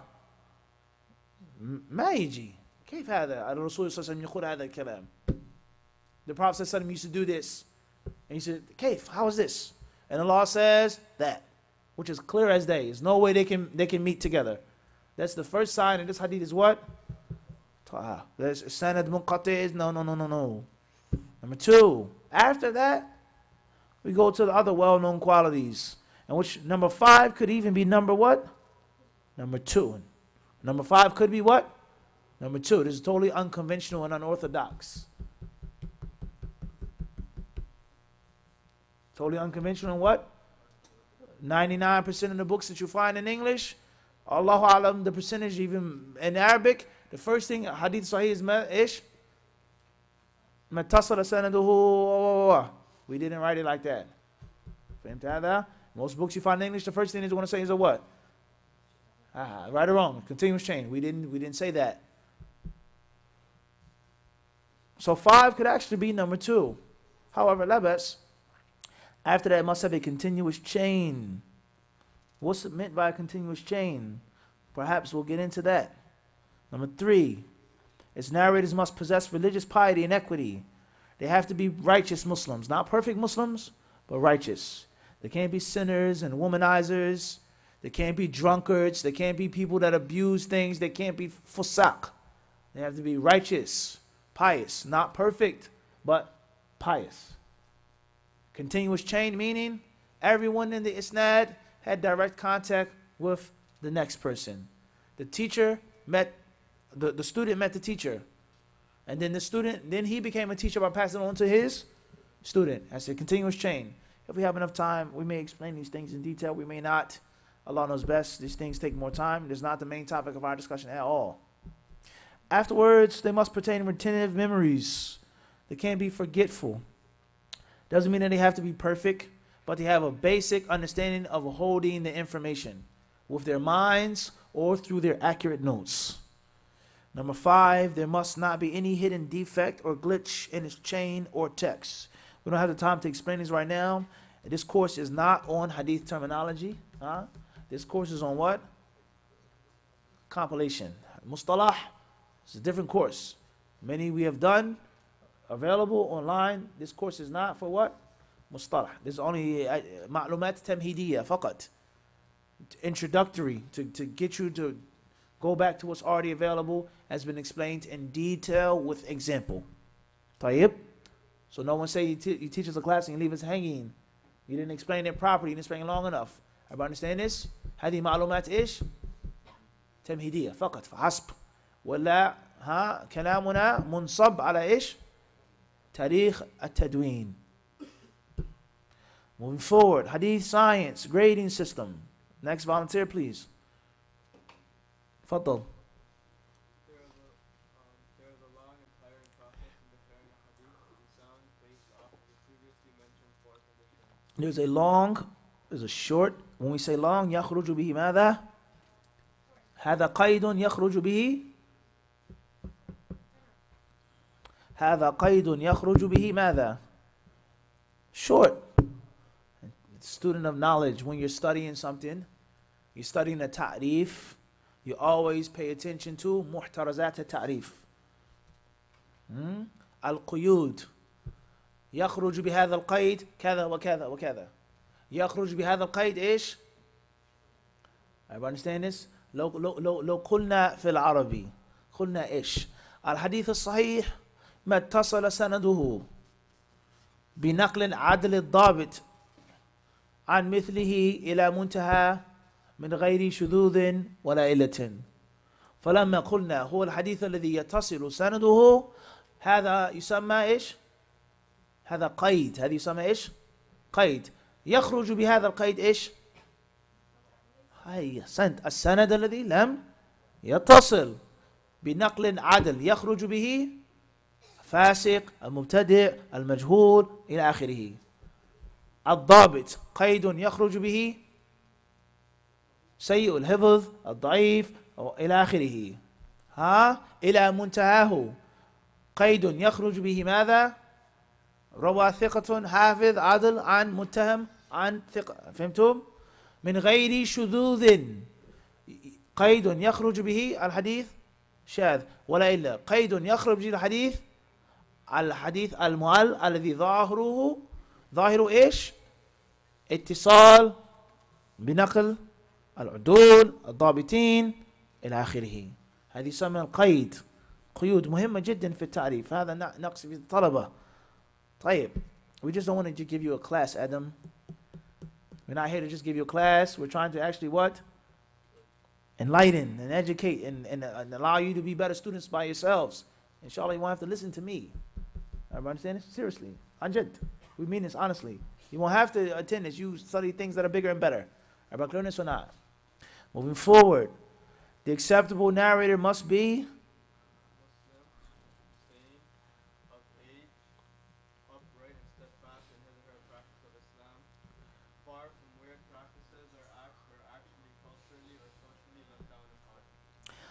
the acceptable narrator who's included in the connection, the chain, he has to be a Muslim.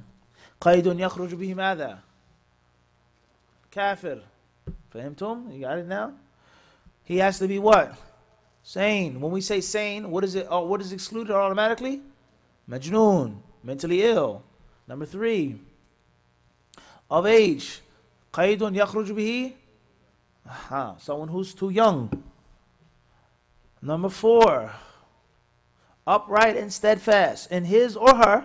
Hadith science is not just for men, practice of the religion. As we said, it can't be someone who's a fasiq. It can't be someone who's an open sinner, an evildoer. Clear on this? Even though there are evildoers who tell the truth. And there are righteous people who may lie, waliyadhu billah, from time to time. There are evildoers who may be mentally what? Accurate. I know what I saw. I'm not crazy. But we can't necessarily what?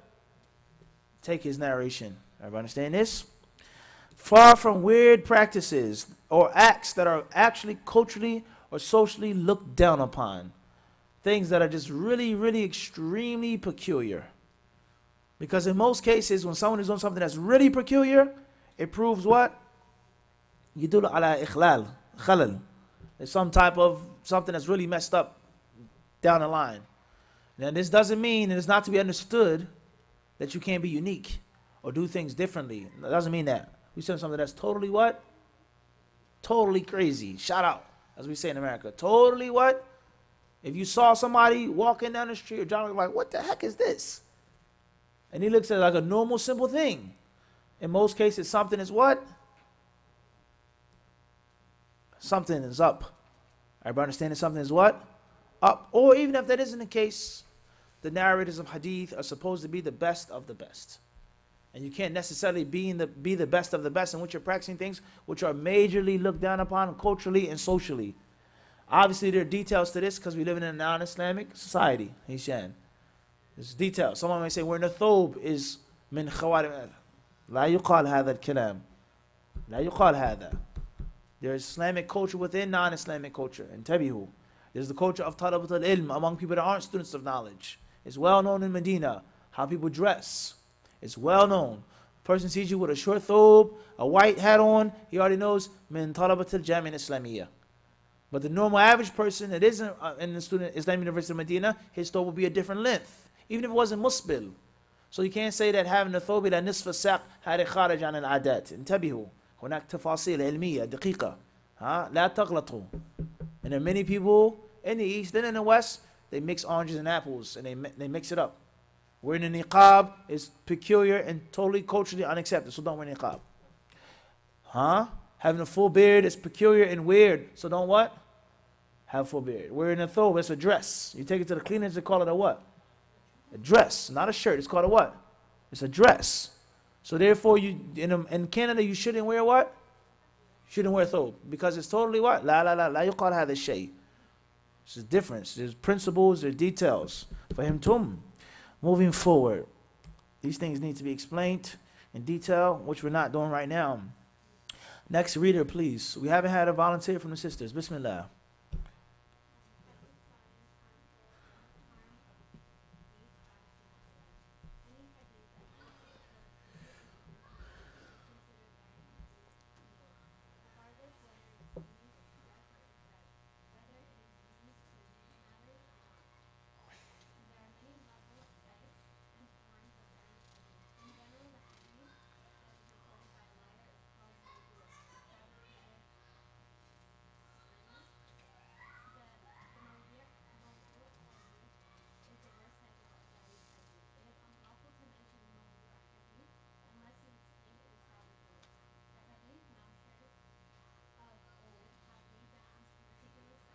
Many meticulous.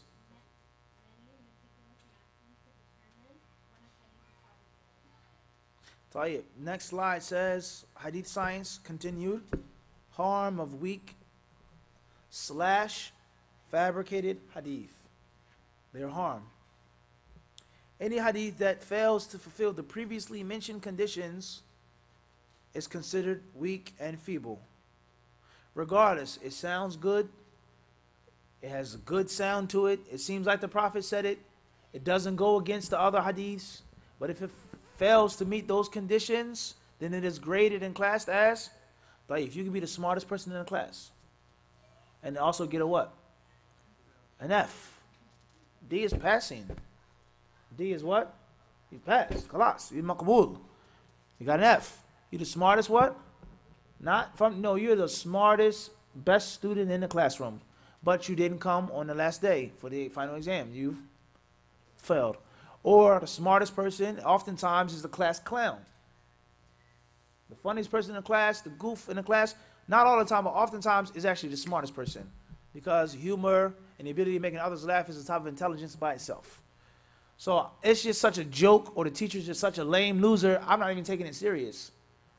And he's the smartest person in the class, but he doesn't what? Doesn't pass. He doesn't what? Doesn't pass. So even though he's the smartest one, on paper he has failed. So even if the hadith seems to be authentic, it sounds good, it looks good, if it doesn't fulfill those scientific principles, it is called daif. Everybody understand this? And it's another fork in the road between the fuqaha and the muhaddithin. Samir? No doubt about that. They're lax and lenient and accepting. It sounds good. Yastahsinun, yani. This is too harsh, too rigid to say. Nah. Ahl hadith. If it doesn't meet their principles, then it's classified as daif. Even if the meaning is correct or good or beautiful. You understand this? Regardless, whether it is meaning, type, whether used, etc. This is yani, as an introduction. Is هناك تفاصيل وهناك مراتب ودرجات لدراسة علم الحديث. There are many levels and types, forms of daif hadith. Some are extremely weak. Some are a little weak. Some are in the middle. Some are weak because of the chain, weak because of the metin, weak because of the metin and the chain. Many different types. In general, the hadith that is reported by a liar, in general, not all of the time, there could be a mawdu' hadith that lam yarwihi kadhab. Lam yarwihi kadhab. It's called mawdu', fabricated or spurious. It's made up. The hadith, the mawdu' hadith is the worst type of daif hadith. That's the worst. It is unlawful to mention a mawdu' hadith unless you explain that it is fabricated. You can't just say it's a good story, it's in this book, it's in that book. You do not mention it at all on the minbar at all, in the class at all, unless you clarify to the people that it's what? Fabricated. And even then, you still necessarily shouldn't do it because of the lack of basic knowledge among most Muslims today. If I gave the khutbah, and I said, جاء في حديث ضعيف فيما يروى عن النبي صلى الله عليه وسلم وإن لم يثبت, how many people would leave the masjid and say, the Imam said in the khutbah, the hadith kada kada kada. And they would totally miss out and lose on the fact that I clearly said it was what? Not authentic. Everybody understand this? Moving forward. The hadith masters of old. Huh? Of which? Yani? صحيح. طيب, the hadith masters of old had what? They have laid down many meticulous, finely detailed, precise, and even oftentimes, according to many people, they will consider them and call them what? Petty and insignificant. You're just being petty, fault finding. But to them, they were considered to be principles. Everybody understand this? Finely, what? Fine-tooth comb to get everything. Everybody understand this? And they did this because they loved the Prophet sallallahu alaihi wasallam. Everybody understand this or not? Like Yahya ibn Sa'id al-Qattan and others, Abdurrahman ibn Mahdi, when they were asked, some of them they were asked, yani, it is mentioned, he said he was sick on his deathbed. And they said, yeah, Shaykh Fulan, aren't you afraid that you've backbidden all the Salihin? اغتبت الصالحين وقعت في أعراضهم ألا تخاف أنت على وشك الموت فراش الموت. Don't you want to apologize to them? Don't you want to seek their pardon? That you spoke about them, you warned from them? He said, no. He said, for these people to fight against me on the day of judgment, for them to stand in front of Allah and say, he talked about me, he says, I would take that. I'll prefer that. Instead of the Messenger of Allah sallallahu alaihi wasallam saying to me, you heard people lying on me and you didn't defend me. You heard people making things up and you didn't take the necessary steps and efforts to prevent that. He said, I'd rather have them against me than who? Everybody understand this? This is the whole entire foundation of ilm al-hadith. It's the whole foundation of tariq, tadbin hadith. It's the whole reason why we're, inshallah, while we're here, is trying to get to Jannah. For the love of Allah subhanahu wa ta'ala. That's why we study, and this effort, and this time, and this hour, and this money is spent, and we sacrifice and suffer. These technicalities are only to lead to one thing, which is spirituality. The driving force behind technicality should be what? Spirituality. And the purpose of technicality should be to go towards spirituality. Everybody understand this? It's like a seesaw, a boomerang. It keeps going back and forth. Everybody understand this? It never ends. We learn technical things in the deen for what reason? To sound smart, right? To look smart. We have this, we have that. I studied in Medina, I kada and kada, and I'm this. Ya'ni, this exotic word and term. This is a purpose for it, right? This book, Kalam al-Ulama, this Aqsam, these categories, this, that. We learn these technical things just for this purpose, right?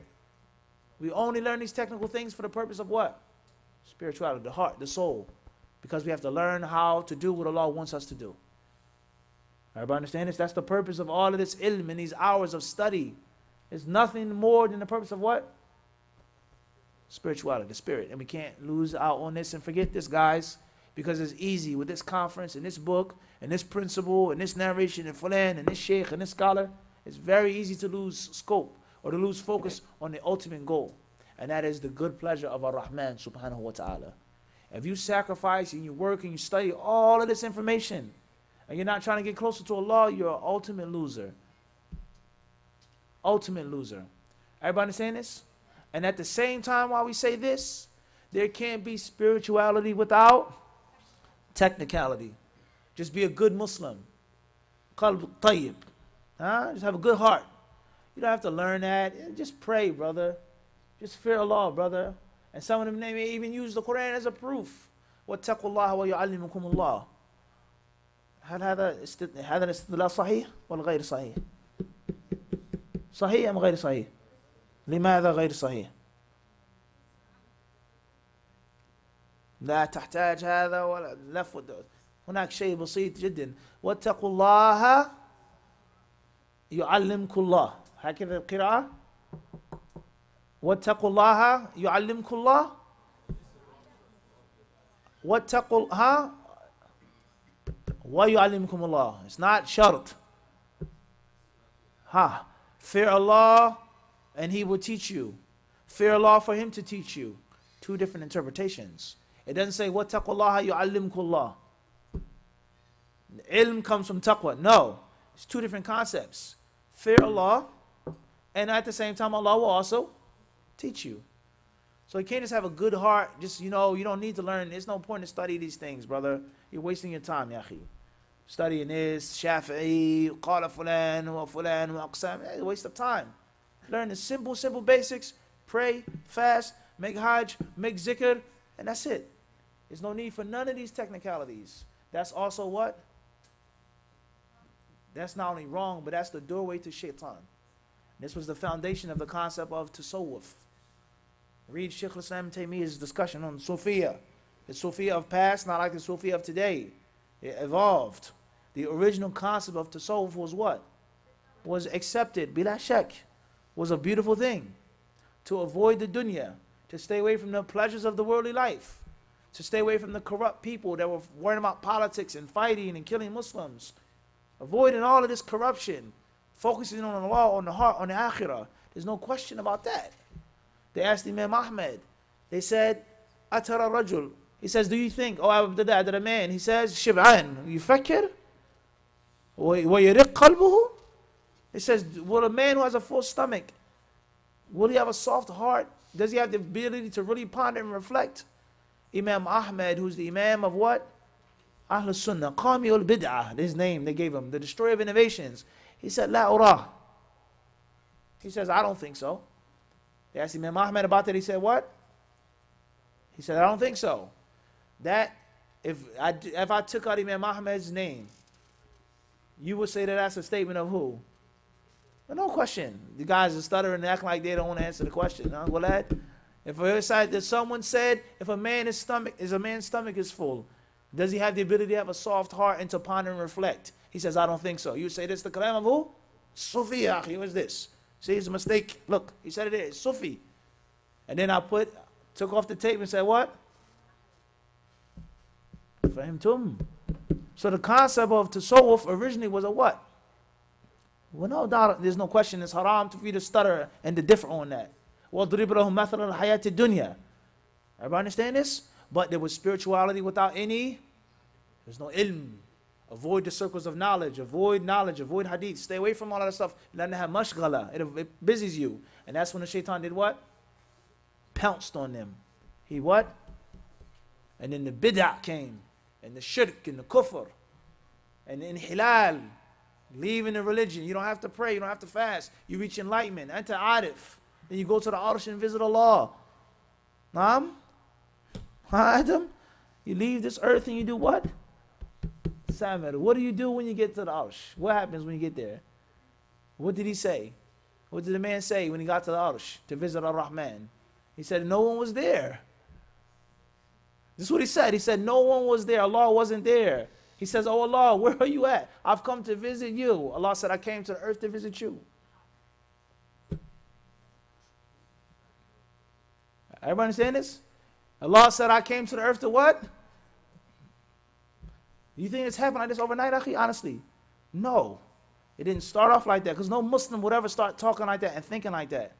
No Muslim would ever say those words that you can't love Allah, but you have to have ishq. You have to have passion with Allah. Or a wali, a religious man is better than a prophet. Or the Prophet is still alive, and this and that, and the bid'ah and the khurafat and the shirkiyat, the problems of Sufiya. Do you think it started out there overnight? No, no Muslim would ever say that. It's a gradual what? Process. And the first step of this gradual process was what? No. What I just told you. There you go. Give me back what I what? Gave you. There was no what? There was no ilm, no specific ilm. Everybody understand the point? So it has to be a what? A balance. It can't just be all spiritual without actually learning the detailed what? Knowledge. And it can't just be learning detailed knowledge without actual fahimtum.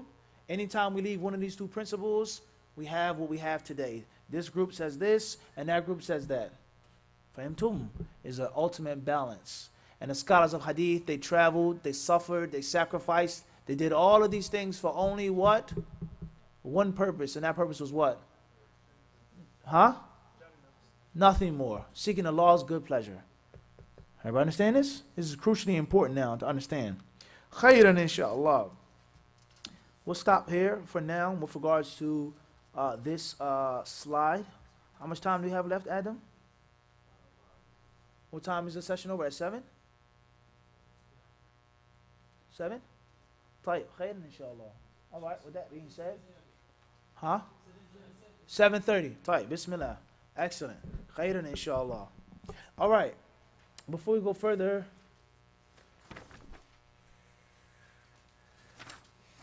where are the questions at? Huh? Underneath? All right, so before everyone leaves, if you can, inshallah, make sure you take the first module, the question, the cheat sheet. It's not actually a cheat sheet because the answers aren't here, but it's a study guide. A study guide for you to properly understand and evaluate yourself before the actual evaluation, the test, with regards to the course. Everybody understand this? Make sure you take this before you leave. There are 20 questions here. Don't leave without this, huh? And also get the PDF emailed to you as well. All right, let's move forward. Can we have a volunteer to read the Arabic? تفضل شيخ عمر. تمهيد. قال المؤلف رحمه الله أن أشرع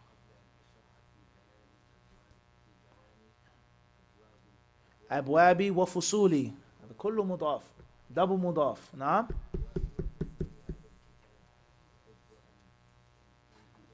أن أمهد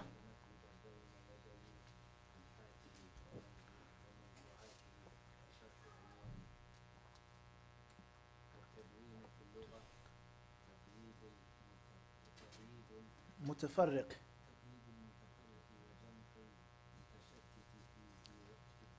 في ديوان الصحف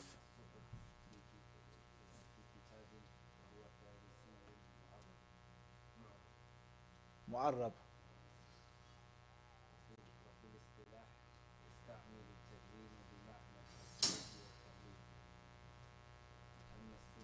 طيب, says here, now we're going back to the book.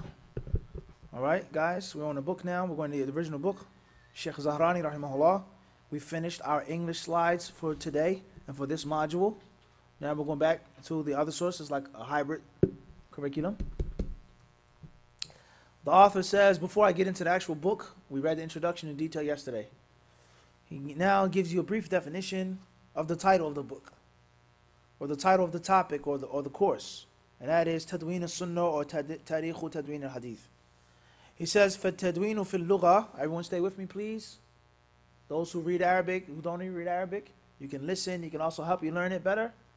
He says the word Tadween in the Arabic language, according to the scholars of Hadith, means what? Huh? لا أستغفر الله. كم مرة شرحنا هذا الشيء. How many times did we explain this? He says فالتدوين في إيش؟ في اللغة. في الإيش? In the Arabic language, that means, according to what scholars in Islam? النحاة or لغويين. Not the fuqaha, not the muhaddithin, not the scholars of aqidah. فهمتم? According to the what? Language. How many times you have to explain this, guys? How many times you have to explain this principle before you get it? Everybody clear or not? فالتدوين في اللغة تقييد المتفرق وجمع المتشتت في ديوان. وطبعا these فوائد, or some of these فوائد, كما قد وعدنا, as we've promised, are for who? Ahsant. Not for everybody. The course is a mixture. Certain people on basic level. Certain people are in the middle. And there are others in attendance, let alone those who are watching online, who's going to study and read later on, who are what? Advanced. And it's haram and unfair for us to totally ignore and neglect them. Okay, so if you're a little bit lost or this is too difficult, it's okay. If you go to a lecture and you understand 60%, wallahi, that's a major benefit. If you can get 70%, that's 7 out of 10 shots you made. 7 out of 10 passes you completed. You're considered what? Accurate or inaccurate quarterback? Bila shak. There's no doubt about that. You're accurate. Everybody understand this? You get 9 out of 10, sharpshooter. Everybody understand this? Everybody clear on this? So it's not and this goes to ego as well.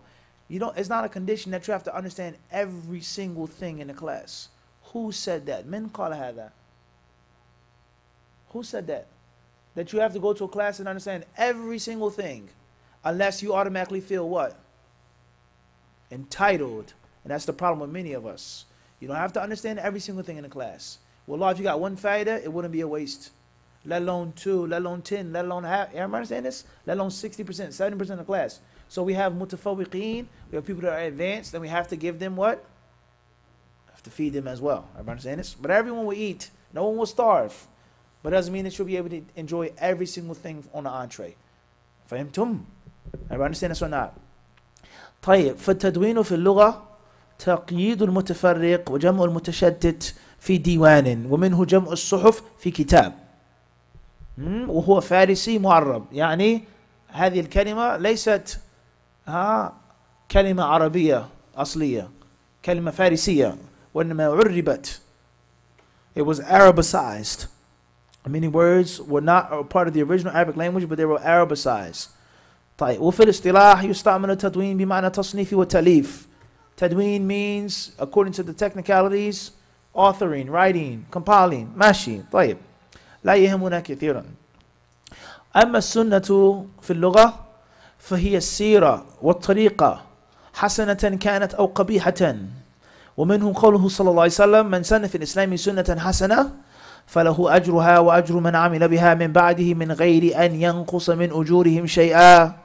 ومن سن في الإسلام سنة سيئة كان عليه وزرها وزر من عمل بها من بعده من غير أن ينقص من أوزارهم شيئا. ومنه قول خالد بن زهير الهذلي فلا تجزعن عن سنة أنت سرتها فأول راض سنة من يسيرها. As far as the word sunnah in Arabic language, then it means a seerah. It's a synonym of the word what? Seerah, a way, a method, a plan, a style, a mode, a tradition. Whether it's good or bad. It could be a horrible sunnah, but linguistically it's called a sunnah. Everybody clear on this? An example of this is the Prophet ﷺ's statement. Listen how deep this is. The author is explaining the linguistical meaning through a religious usage. The linguistical meaning through a religious usage. Everybody understand this? The Prophet ﷺ says, Man sanna fil islami sunnatan hasanatan. Anyone who makes a good sunnah in Islam, فَلَهُ أَجْرُهَا وَأَجْرُ مَنْ عَمِلَ بِهَا. He will receive its reward and the reward of all of those who follow him without diminishing any of their rewards. وَمَنْ سَنَّ فِي الْإِسْلَامِ سُنَّةً سَيِّئَةً. And he who makes a bad sunnah in Islam shall receive its sin and the sin of those who followed him without diminishing any of their sins. This goes to show you the importance of da'wah in Islam and also the danger of da'wah in Islam. It's dangerous. You say one mistake, get 1 million viewers. You make one inaccuracy, you quote one fabricated hadith, you make up something, you don't even realize it. And 1 million people heard you say it and they start practicing it and passing it on. It's dangerous. Do you have the proper understanding of this hadith, ya akhi? فعلا لو سئلت أنت هل فهمت الحديث? Do you understand the tatbiq of this hadith before you pass it on to others? And 2 million, 5 million people watch you. And you say this is the practice of the hadith and it's totally what, Samir? Totally wrong. The khata yarji ila man. Who gets the sin now? But somebody may say, I didn't do it intentionally, so Allah won't punish me. I won't get the sin. No, you do get the sin. Because you have no business talking about hadith if you haven't properly studied hadith. And anything else. Everybody understand this? You have no business dealing with this type of information. You haven't studied properly. Passing on information, mashi. تبلغ الناس بأسلوب ماشي. Teaching the people, conveying it, no problem with that. But you start interpreting and explaining and passing it on and saying this is the proper way, and you're not sure, It's very dangerous. Just think about 1 million people following you in this era. How many sins is that, Adam? How many? That's only 1 million viewers. How many people did they tell about it and pass it on to? Everybody understand this? So dawah is so beautiful in Islam. And at the same time, it's also what? They just got to be careful. For him, Taqi, with regards to not rushing, finish your studies first. Get something under your belt first before you start talking about this and that. Everybody clear on this or not? So the Prophet, he says, he who makes a sunnah in Islam good will receive the reward, bad, etc. What is the highlighting point from the hadith? ما الشاهد من الحديث? Yeah. Aywa. What's meaning here in this hadith? A prophetic practice, a practice, something that's neglected, forgotten about, abandoned. Something that's already permissible in the deen, and then you make it into a practice. Like here in the masjid. What did Sheikh Hassan say? Every Sunday morning we have what? Community breakfast. Every Sunday morning we have a what? Community breakfast. What's the ruling on Muslims eating together? Bid'ah or not? No question. It's permissible. Congregating, eating, labas. There's nothing wrong with eating together. Everybody understand this is a good thing. So now I'm going to practice that every Sunday we have a what? Community breakfast. We see the shabab, we see the elders, we know what's going on. And he says anyone who comes to Abu Hurairah Center has to take it back to his country and also what? Implement it. We implemented it in New York City. Said Fajr, Faida, and food. 3 F's. Triple F's, huh? In Queens. Fajr, then there's the what? Faida, and then there's the what? Food. You can't lose. Everybody understand this? So, hypothetically speaking, the brothers and sisters Abu Hurairah Masjid, Sheikh Hassan, what did he do? I did what? I took his sunnah. Everybody clear on this? I took his what? His tariqah, his way. And the hadith does not mean to make a bid'ah. Sunnah hasana yani bid'ah hasana. La yuqal hadha shay. Abadan. There's no bid'ah hasana. What's meant by sunnah hasana is something that's originally from the deen, but the people have forgotten about it. The people stopped practicing it. The people became preoccupied. Or the people never even thought about it like that. Everybody understand this? The people never even what? Thought about it like that. Everybody clear on this or not? So that's what the word sunnah linguistically means. He then quotes from the poet who says, فلا تجزعن من سنة أنت سرتها فأول راض سنة ميسرة. طيب ما نترجم هذا. ومن معانيها في اللغة أيضا حسن الرعاية والقيام على الشيء وذلك من قول العرب سن الرجل إبله إذا أحسن الرعاية والقيام عليها. Another linguistical meaning of the word sunnah that we didn't mention in the module in English is to look after something, to take care of something. طيب, we're not going to translate that either. هذا للمتفوقين فقط. وفي الاصطلاح تطلق السنة ويراد بها عدة اصطلاحات. According to the terminology, istilah, the sunnah has several different what? Usages and meanings. We're now talking about what now, Hishan? The deen, the terminology, the technicalities of Muslims. Number 1, we need a new reader, please. Faddal.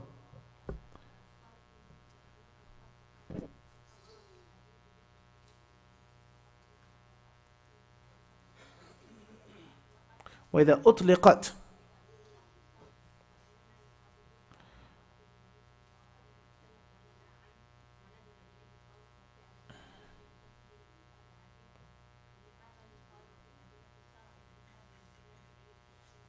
طيب, Ibn Manzur, Sahib Lisan al-Arab, he explains the term sunnah. And he's giving a definition of the term sunnah. He says, وَقَدْ تَكَرَّرَ فِي الْحَدِيثِ. There are many hadiths that mention the word what? Sunnah. وَمَا تَصَرَّفَ مِنْهَا قَوْمٌ يَسْتَنُّونَ بِغَيْرِ سُنَّتِي. ما تصرف منها سنة سنوا ما تصرف منها. والأصل فيه طريقة والسيرة. الأصل في إيش؟ اكتبوا في اللغة. والأصل في إيش؟ في هذا المقصود. قال وإذا أطلقت في الشرع, whenever it's used in the deen, then it means what? فإنما يراد بها ما أمر به النبي صلى الله عليه وسلم ونهى عنه وندب إليه قولا وفعلا ممن لم.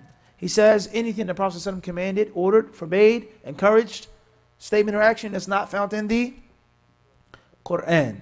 General broad usage of the term sunnah in the Islamic sense. The way of Muhammad sallallahu alaihi wasallam. Mandatory, have to, you don't have to, optional, أي شيء. That's not in the Quran. Number 2, وقال الإمام الشاطبي ويطلق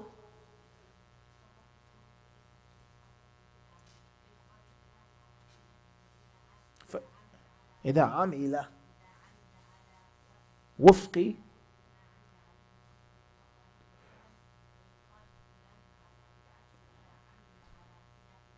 ماشي. ثم قال أيضا وجد ذلك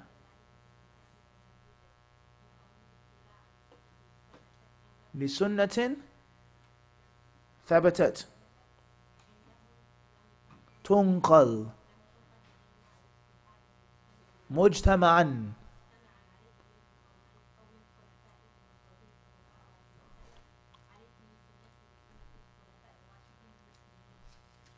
طيب. Shatibi's kalam here, similar things we've mentioned in the English as well. Sunnah could be used what the Sahaba were upon as a whole. The Aqidah, the proper practice, such as a book, for example, Sharhu as-Sunnah. And there are things in that book that do not pertain to what? Ahsanti. There are things in that book that don't pertain to Masail Aqadiyah. Everybody understand this? Aqidah is based off of what? Exactly. What's been and what we have been informed of in the Kitab and the Sunnah. Everybody understand this? Certain things, whether it's Barbahari or others they've mentioned in those books that are not issues of Aqidah. That's why you find in Aqidah books, وَنَرَى الْمَسْخَ عَلَى الْخُفَّيْنِ. It says, and we believe that it's from, or it's correct to do what? Wipe over the leather socks. Wiping over the leather socks. Masala aqadiyya wala la? No. Why is it mentioned in the book of Aqidah? Because it's what the Sahaba were upon. And these groups, they started saying, don't wipe over the leather socks. Are clear on this or not? They say, we make dua for the Muslim ruler. Make dua for the hakim. Masala aqadiyya wala la? It's not Aqidah. That's a practice that the people of Bid'ah were going against, talking about the ruler in public, and the people in Al-Hadith says, we do the what? Opposite, and make dua for him. May Allah guide him and correct him. For him tum. Everybody understand this? So, the usage of the Sunnah in contrast to the word Bid'ah. Usage of the Sunnah with regards to the practice of the Sahaba. Everybody understand this? طيب. وبعد أن استقرت وقعدت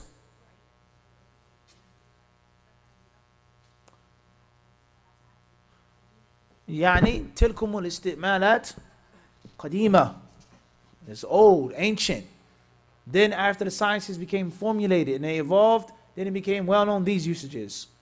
The Sunnah and the Bid'ah, that's talking about in the times of the Salaf al-Salih, the early generations. Everybody understand this? The general practice of Islam is what? The Sunnah, the Quran, the understanding of the Quran, the practice of the Quran. All of that is from the what? مِمَّا جَاءَ بِهِ Muhammad sallallahu alaihi wasallam. Muhammad brought all of that, his way, Islam as a whole. Fahimtum? But that's not talking about the technical sciences after there was evolution. And there was a science of fiqh. Because back then, most of the people, they studied things as a whole. There was no nahu and sarf. There was what? Lugha al-Arabiya. But after time, then they started what? Separated.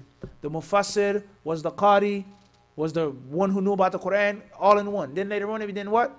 Tafsir, asbab nuzul, al-qira'at, ahkam al-Quran, ulum al-Quran.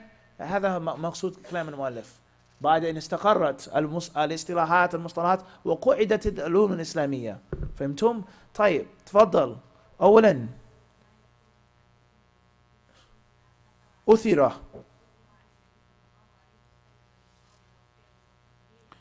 that which the ulama of hadith mentioned, as we explained in English. We explained this in English already. What the ulama of hadith, what they mean when they use the word sunnah. And that is everything that is narrated. He didn't say sahih. Kullu ma uthira. That which is reported from the Prophet ﷺ, statement, action, approval, or description. شرحنا هذا. بعدين ما يذكره علماء أصول الفقه.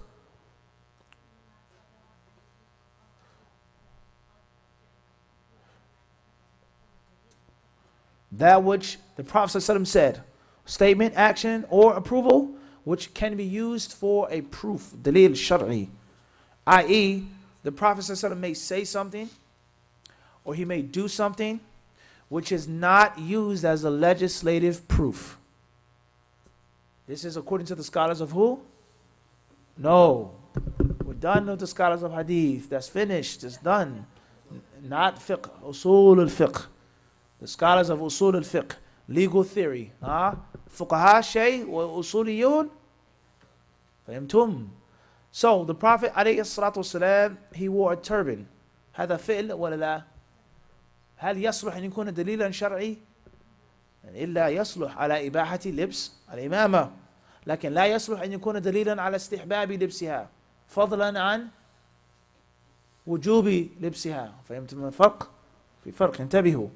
I understand this. بعدين ما يذكره الفقهاء في كتبهم ملامة وعتاب ولا عقاب أو ما أمر به. طيب, the fuqaha, when they use the term sunnah, what do they mean? That which you should do, but it's not necessarily haram not to do. The scholars of hadith, who can give me their usage of the word sunnah? Fadl, yes. You missed out already, Adam. Nah. Anything that is attributed to the Prophet ﷺ. Under the word anything is included statement, action, approval, etc. Everybody understand this? Whether it's sahih or not. That's hadith, that's sunnah, rubiya, narrated. And the scholars of fiqh, the fuqaha, the madhabs, the schools of thought, when they say this act is a sunnah, what do they mean? A recommended act, preferable, something that you should do, but it isn't haram if you don't do it. Alright, so let's see if we understood this. The beard, sunnah or not? Ahsant. The first thing you do is what? According to who? What do you mean? According to the scholars of hadith, is the beard sunnah? Allahu musta'an. Lam nafham shay'an. According to the scholars of hadith, a man wearing a beard is sunnah or not? I said, bila shak. Because it's something that the Prophet ﷺ what? No, before he did is the what? Ahsant. A'ful liha. Let the beards grow. And it's also something that he did. We used to know qira'at al-Nabi sallallahu bittirabi lihyati. His beard would shake in a silent prayer. The Nabi's fill. His taqreer, he allowed the Sahaba to have what? Beards. Abu Bakr's father, when he accepted Islam, the day of Fath, he said, غَيِّرُوا هَذَا الشَّيْبِ. He says, dye his hair. It's white, dye his hair. وَجَنِّبُوهُ السَّوَادِ. Don't dye it with black dye. He acknowledged Abu Bakr's father as having a... So the beard, according to the ulama of hadith, is a sunnah or not? Bila shak. According to the scholars of fiqh, sunnah or not? No, abadan. It's fard. The early fuqaha, the pure organic fiqh. As far as the fuqaha today, or what some people say today, or in the 10th or the 11th or the 8th century, that is only makruh, that wasn't the fuqaha of the past. There was no difference of opinion. كما ذكر الحافظ ابن حزم رحمه الله في مراتب الإجماع. وكما قال الشيخ الإسلام ابن تيمية إن ابن حزم من أعلم الناس بالإجماع والخلاف. خذ الفائدة. قال ابن حزم من أدرى الناس بالإجماع.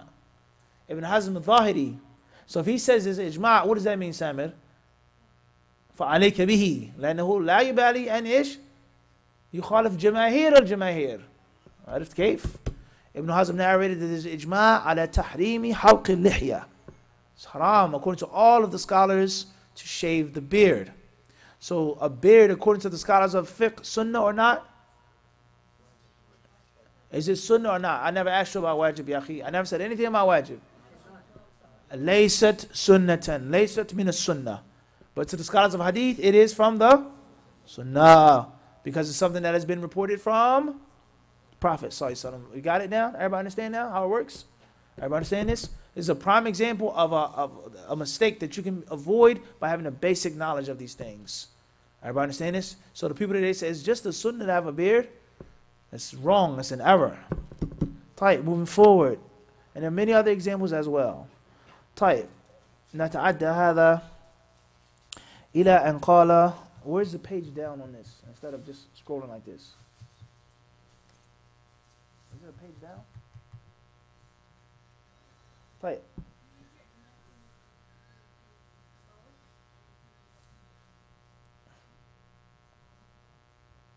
طيب شكرا anyway sorry الباب الأول ويا النقاري تفضل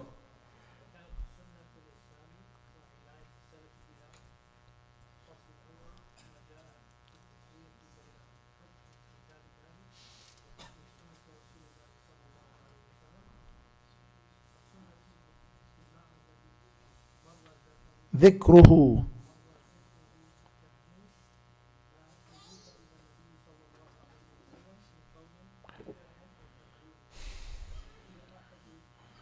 قسمي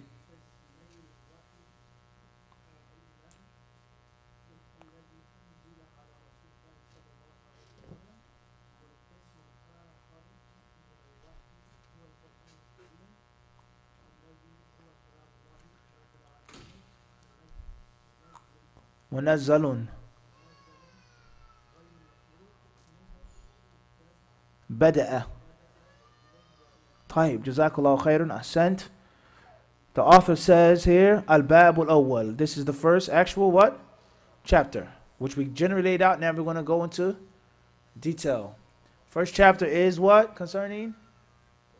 Makanatu Sunnah wa inayatu Salafi biha. The status of the Sunnah.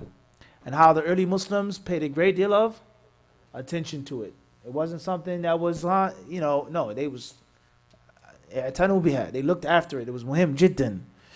Tayyib. So that's the chapter. Everybody got this? We're in chapter 1. Al-Fasl al-Awwal, the first section.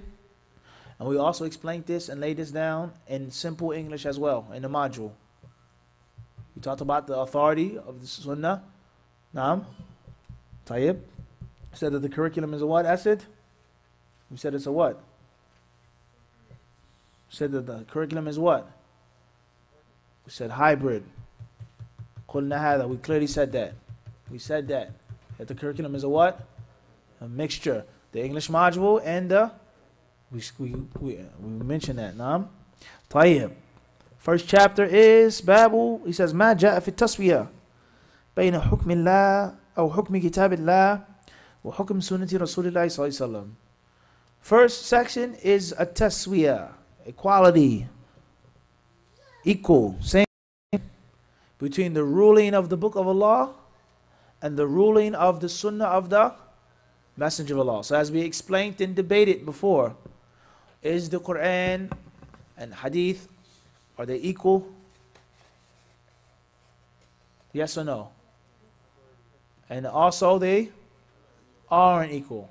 Talking about authority, yani hujjiyah, legal authority, they are equal, as we explained. The author, he says, the meaning that we previously gave, not the meaning of the fuqaha, recommended, talking about anything that's from the Prophet ﷺ, is one of the types of divine revelation. Hiya ahadu qismay al-wahi al-ilahi. The Prophet ﷺ received how many types of revelation? 2. He received how many types? 2. 2 types of what?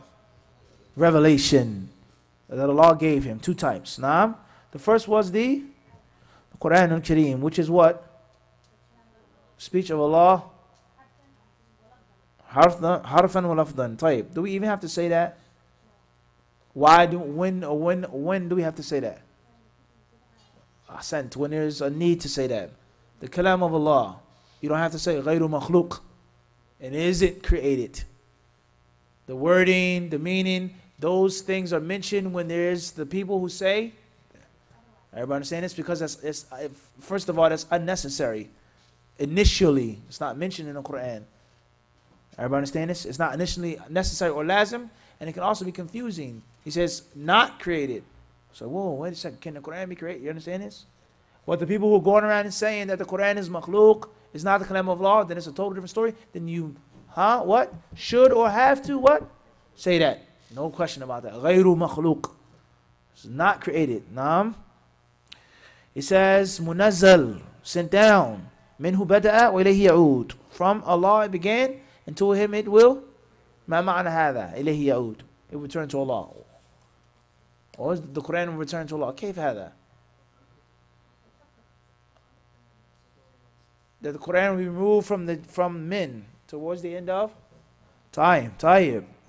Author says, وقد جاءت فضل يا أخي ارفع صوتك لو سمحت.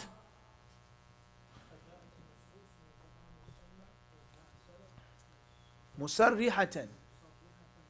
He says, and there are many verses, Sunnah and consensus of the Salaf, no difference of opinion. Musarriha, clear and frank of what we previously mentioned, that the ruling of the Messenger of Allah's Hadith is equal to the ruling of the Quran, the Book of Allah. طيب. فمن القرآن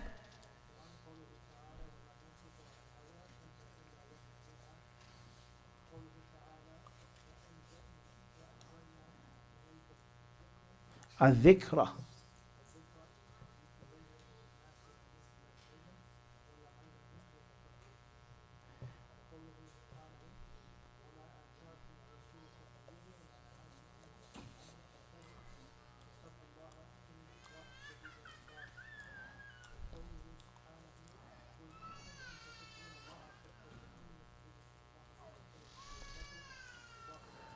طيب. Jazakallah khairan. Inshallah, there will be assignments in this course as well that will be given out via the emails. And I'm telling you right now, one of those assignments will be, if you want to write it down, if you want to memorize it, however you like, one of those assignments will be an essay on the Quranic styles of the status of the Sunnah. The styles of the Quran, Asalibul Quran. Meaning, an example of this, you would say, certain times the Quran tells us to obey Muhammad. Certain times the Quran says he doesn't speak from his desires. Certain time the Quran tells us that it's a means of guidance. Certain verses the Quran says it's a means of Jannah. وهكذا, and you mention the verse afterwards. Everybody understand this? So you say in your essay, from my research, I've come across 10 Quranic styles of establishing the status of the Sunnah. The first style is stating that Muhammad's way is a means of Allah's good pleasure. And then you quote verse 6, ayah such and such. If you want to quote, Ibn Kathir said in English, everybody understand this? In Arabic, everybody understand this? Al-Uslub al-Thani, the second Quranic style. Allah says, Allah warns us from disobeying Muhammad. فَلْيَحْذَرِ الَّذِينَ يُخَالِفُونَ عَنْ أَمْرِهِ أَن تُصِيبَهُم نِعْمَةٌ مِنَّا فِتْنَةٌ. Everybody understands? فَلْيَحْذَرْ. هذا أسلوب قرآني. That's a Quranic style which proves the what? مكانة السنة والتسوية بين حكم كتاب الله وحكم سنة رسول الله صلى الله عليه وسلم. فهمنا هذا? And then you quote the ayah. That's going to be a report to do. Everybody understand this? The Quranic styles of speaking about the status and the legal authority of the Sunnah. Everybody understand this? طيب, moving forward. So the author here, he mentions how many ayats? وَمَا يَنْتِقُ عَنِ الْهَوَىٰ, which is from Surah Najm. Then Allah says from Surah وَأَنزَلْنَا إِلَيْكَ الذِّكْرَ, from Surah An-Nahl, which is number 16. Then Allah says وَمَا أَتَاكُمُ الرَّسُولُ, from Surah Hashr. Then Allah says قُلْ إِن كُنْتُمْ تُحِبُّونَ اللَّهَ, Al-Imran, فَلَا وَرَبِّكَ, An-Nisa. Everybody write this down. Number 1, Surah Najm, verse 3 to verse 4. Number 2, Surah An-Nahl, verse 44. Surah Al-Hashr, verse 7. Al-Imran, 31. An-Nisa, 65. You got to be able to take notes fast. Everybody understand this? And if not, go back to the recording. Tayyib, inshallah. Raise your hand if you have your own personal recording of the courses. Only one sister? Two, a brother? So what if Abu Huraira cancels their YouTube account? Or what if YouTube crashes? What if the website crashes? Tayyib. From a student of knowledge, is what should you do? Number one, pay attention. That's first and foremost. That's your first line of what? Defense. Number two, you should take notes from time to time. There are different schools of sitting in class. We mentioned this. Some say take notes of everything. Some take notes of the most important things. And some say don't take notes at all. But let's say, for example, the first is the what? The recorder on the desk. I want to get every single word. Then I'm also going to write down my own notes. And then I'm going to do what? No, first is pay attention. Then take notes, and thirdly is recording. So only one sister's recording the class. That's pretty pathetic and sad. That's pretty pathetic. Everybody understand that's pretty what? Pretty pathetic. We had teachers in the colleges of Hadith that would prevent us from recording it with phones and devices. They would prevent it. They would get upset. They would leave if they saw a phone on the table because they wanted the students to be what? And strong. And there were other teachers that had no problem to say, Tfaddal, bring the recorder. Everybody understand this? 1 second, please. And then there were some teachers, I'm not saying me, I'm not saying it was or it wasn't, but I'm not saying me. They said, don't take notes. And some of the students, they did what? They not the recorder. They would do what? They would sneak the recorder in. Because it was so much, it was too difficult. Or it was such beautiful benefits that he was giving out. And they wanted to have what? Everything. Everybody understand this? Some teachers, they would sneak the recording in. They wouldn't put it on the internet and for their own personal benefit. What did Abu Dawood do with his son? What did he do with his son in the halaqah? In Basra, he brought his son and he did what? He put a fake beard on his son's face. Everybody understand this? You see in a movie or a cartoon, somebody with a beard, and somebody put a fake beard on his son's face because his son was too small to be in the majlis. And certain ulama, they wouldn't allow small young teenagers to be in a circle. Everybody understand this? What's the point we're trying to get to? Saying sneaking and recording, astaghfirullah, haram, the mashayikh, la. The maqsood is what? Hirs. You gotta be diligent. You gotta be what? Diligent. And he was so diligent that it was impossible for his son to miss out on this opportunity. Fahimtum am la? Everybody understand this? Another, I won't mention this sheikh's name. He's a modern day sheikh known to all of you. He was working on a book and he needed a manuscript for a book. So he said he went to Germany.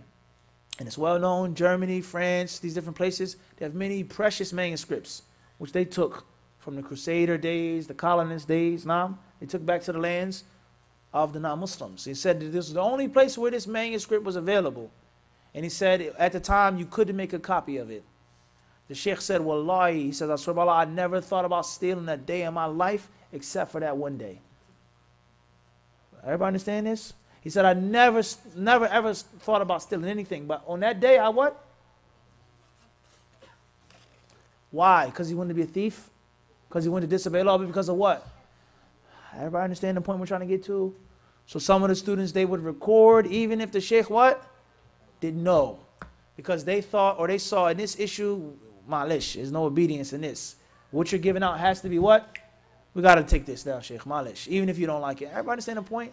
And most of us, or many of you, Allah, I know for sure, it's many brothers, hopefully this is not like this. They're saying, astaghfirullah. Look what he's talking about. Look, he's talking about the mashayikh stealing things. He's talking about stealing and recording. This is the average person is going to say. Everybody understand this? And he's going to miss the whole entire what? The point. Everybody clear this or not? Of being greedy and hungry for what? For ilm. And making the necessary what? From time to time. For him to matter? Tayyib. Khairan inshallah. Before we go further, are there any other, do we have questions or not?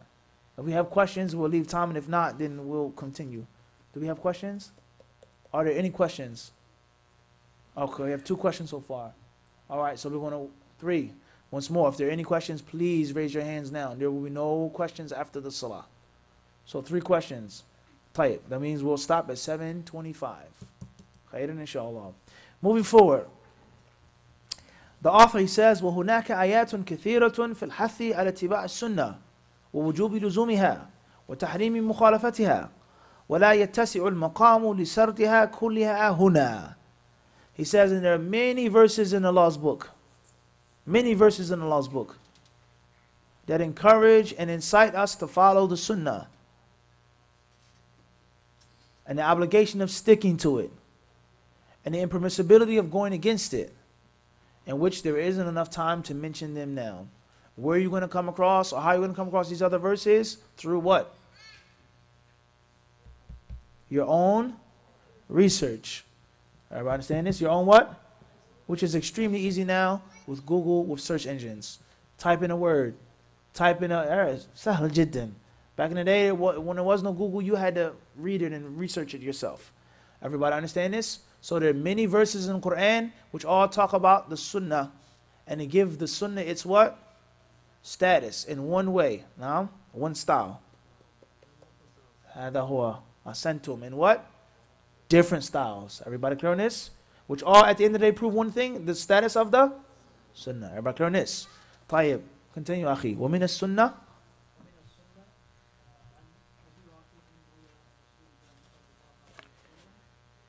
أنه قال رسول الله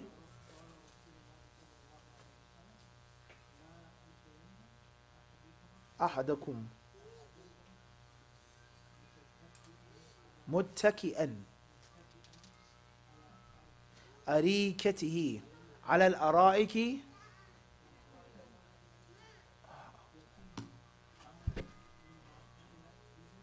مما أمرت به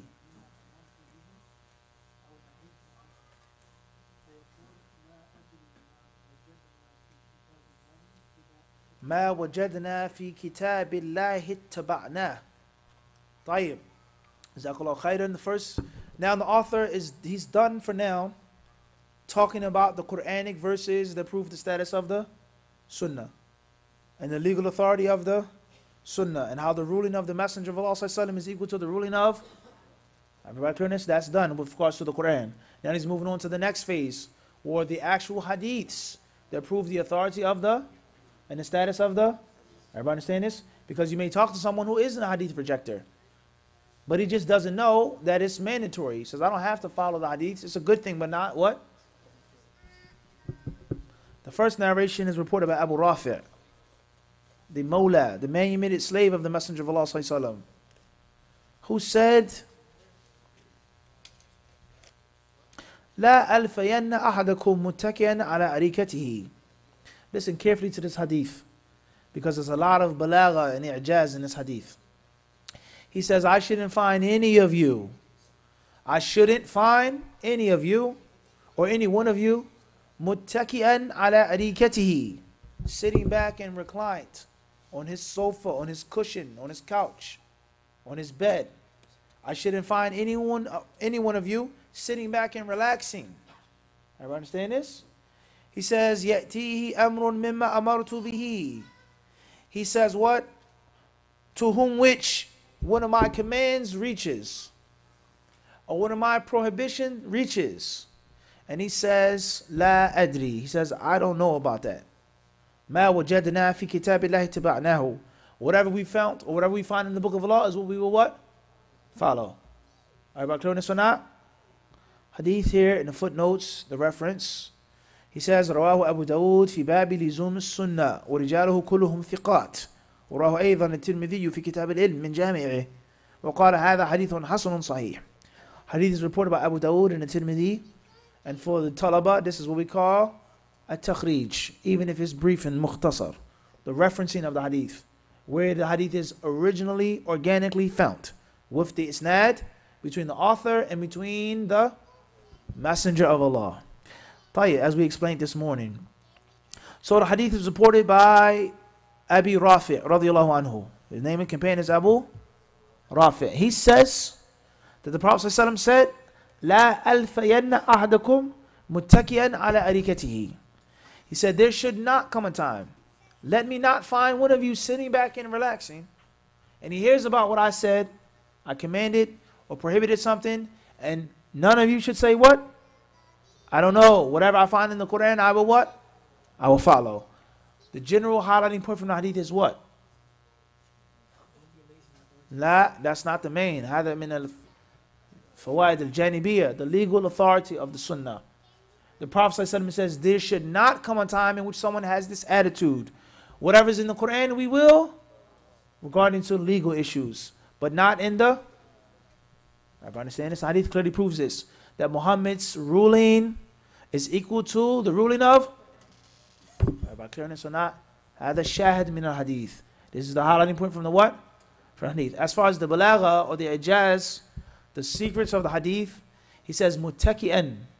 In this hadith is a subtle, it's a subtle, at the same time clear, dispraise of the pleasures of the worldly life.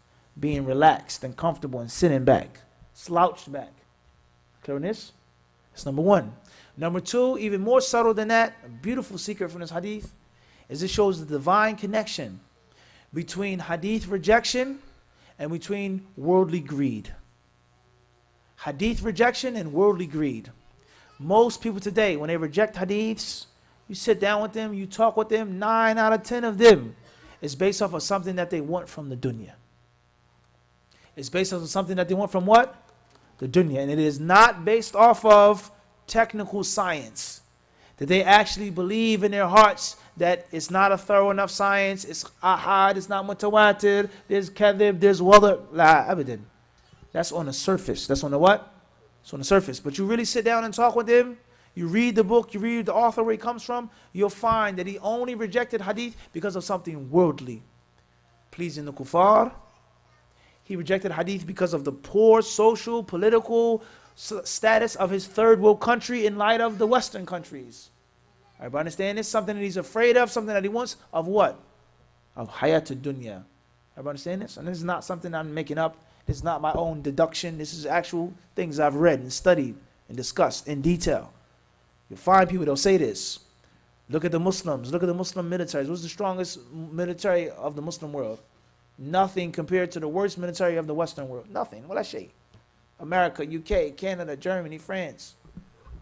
And even worse than that, the strong militaries of the Muslim worlds, or the most advanced and cultivated societies, in most cases are the most what? Furthest from the practice of the deen and the most secular.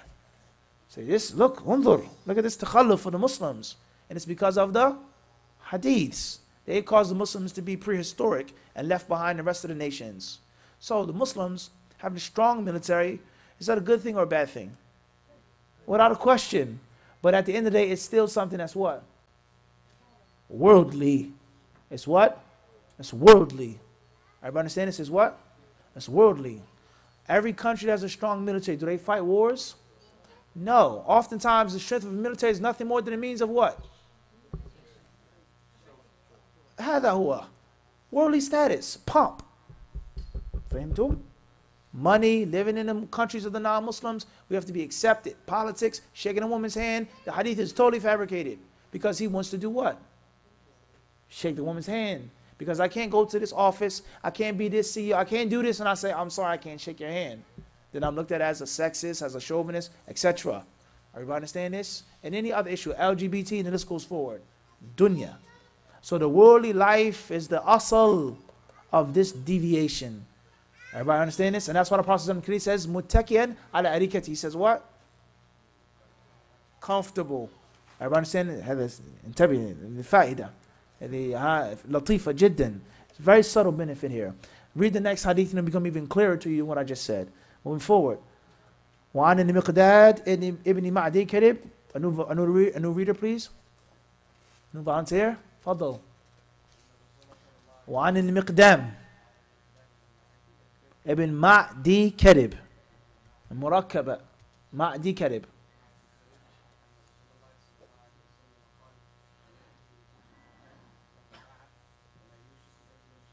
شبعان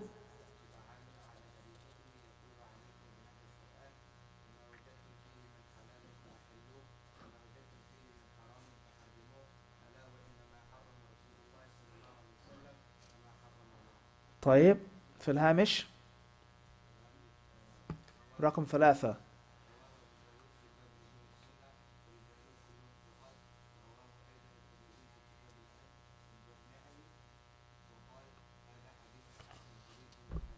طيب جزاك الله خيرا أحسنت. The next narration is reported by Miqdam ibn Ma'di Karib رضي الله عنه. Listen carefully. انتبه. You stick with me, huh? Yes, you specifically. Yeah. He says, "Ala inni utitu al-Qur'ana wa mithlahu ma'ahu." He says, "Indeed, I've been given the Quran and something similar to the Quran with the Quran. I've been given the Quran and it's like together, ma'ahu, paired. Intabihu. Pay close attention to the language of the Hadith, and that's a science in itself."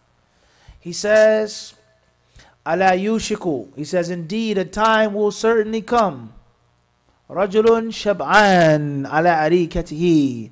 There'll be a man whose belly is full, and he's also, that makes a greater interpretation of the first hadith, and that is what? Dunya. Dunya, lavishness, luxury, comfort, pleasures. Everybody understand this? Is that he's full and he's what? Leaning back. The one who's a hard working person, a serious person, he in most cases is not going to get totally full. Let alone eat and then do what? What happens when you eat and sleep? What happens to your body? Salat, fahimtum? Is that the concept of worldly, luxury. Luxury, that's the asal in this. Everybody says it's not an accident why the Prophet said that. Everybody clear on this? He says in this man, what will he say? Alaykum bihadha al-Quran. Allahu Akbar. Look at this speech. And look at 2018. And this is to the same thing. He says, stick to this Quran. Why are hadiths made up and fabricated? Why don't they have any status? Because the people have abandoned the what? Wallah al-Azim. Had a debate once. And also a session to help out. Someone has said that for you to say La ilaha illallah Muhammad Rasulullah is shirk. Shirk akbar. Because you're putting Muhammad's name with Allah's name. And there's no idol worship in Islam. To say that the hadiths are like the Quran, it says idol worship. So the reason why it's wrong and false to say this and do this, the traditional Islam, is because you have abandoned the no.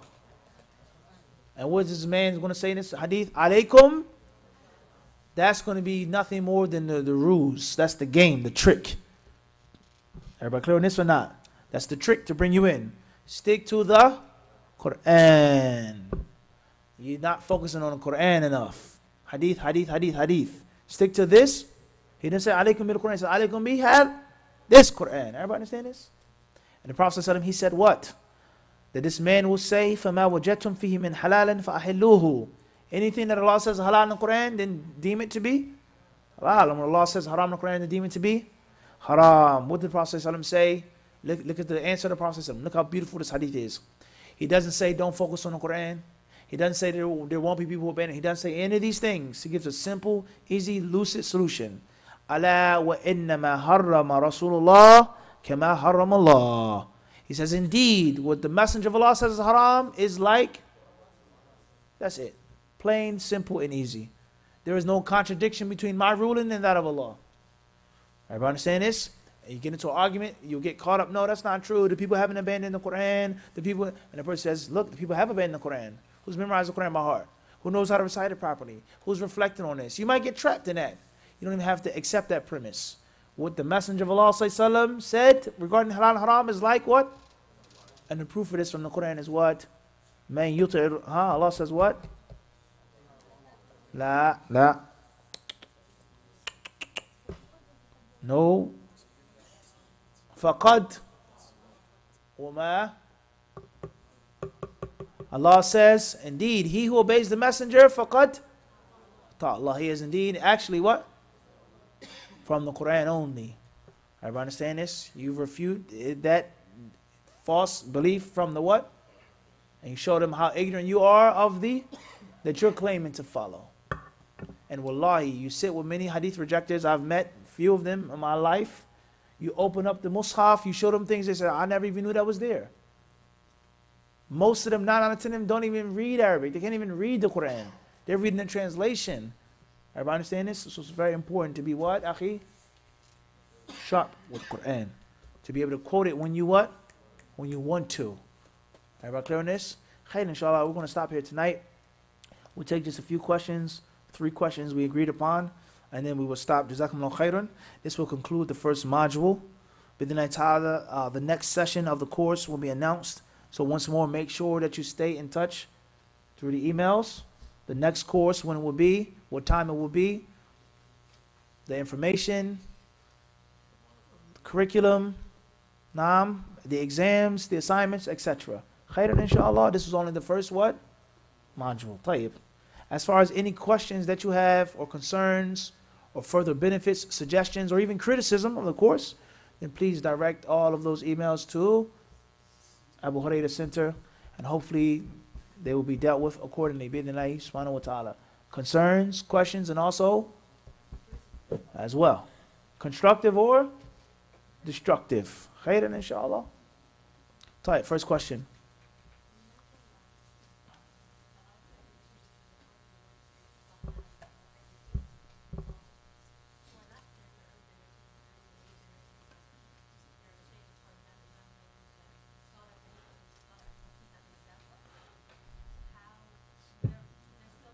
Clear, crystal clear. Fahim su'alak. Tayyib. Question says, a very good question. And alhamdulillah, a good question is representative, or is symbolic of good understanding and good work ethic. A question symbolizes much more than just a question. The way you ask a question, what questions you ask, and when you ask the question, it shows a lot. It shows a what? It shows a lot. And a student of knowledge should work on and develop the proper way of asking a question. The proper akhlaq, the adab, respect, however, the time, and most importantly, how to summarize the question and leave the main points and leave the unnecessary fluff on the outside, because time is limited, energy is limited. Everyone understand this? This is an advanced technique with regards to seeking ilm. It's how to formulate the question what? Properly. How precise, how proper the question is worded, with the respect, the time, the place, the information, so on and so forth. It is going to be a means of feeding energy to the one who's going to answer the question. He's going to feed off it. It's like a pass. Playing basketball. Somebody throw you a what? Quick no-look pass. He's going to make you drop the ball? Or you're going to do what now? Dunk it or anything else. Everybody understand this? It's a very important concept here. It's to develop the skill of asking what? Questions. Tayyib. So, the question says, you mentioned in the fork in the road, with regards to the technical definitions of the scholars of hadith and the scholars of fiqh and the scholars of aqidah, they use the term and the word sunnah or hadith, etc. So what happens when we have a later scholar who is a specialist in hadith and also a specialist in fiqh, such as an-Nawawi, etc.? We say that first and foremost is for a person to specialize in more than one science in general, especially in our times, is a rarity. That's awalan. Number two, it's even more rare when a person specializes in more than one science and doesn't have a stronger inclination to one from among the others, or in which that science has a clear rubbing off effect, a shedding effect on his understanding and practice of those other sciences. So specialize in hadith, fiqh, and tafsir. What are the chances that my love, my passion, my skill, and my efforts are equal in all three? 0 to none. There has to be one that's what? No question. Everybody understand this or not? In most cases, there has to be one that's what? I have 4 children. I love all of them. I look after all of them. I take care of all of them. But there's one who's my favorite. In most cases. I love what? All of my children. But my other 3 children are not like my firstborn, or not like my only son, or not like my only daughter. This is, in most cases, this is the fact. So, a Nawawi or any other scholar that has several different takhasusat, he's going to have a sabgha ghaliba. It's going to be a dominant shade in color. And there lies no doubt that was fiqh upon a Nawawi. That was fiqh. Clearness. So his skill in fiqh, his tadallu in fiqh Shafi'i specifically, bila shak, is going to have a direct effect and an indirect effect on his understanding and practice of hadith. So just because he gives a definition doesn't mean that's the most organic definition or practice or understanding. Let alone the century in which he lived, the 7th century is not like the 3rd century. Everybody understand this? Wallahu alam. Who, you had one? Who, we said 3 questions. Aywa, we said this. We only have time for 3. We clearly asked, are there any what?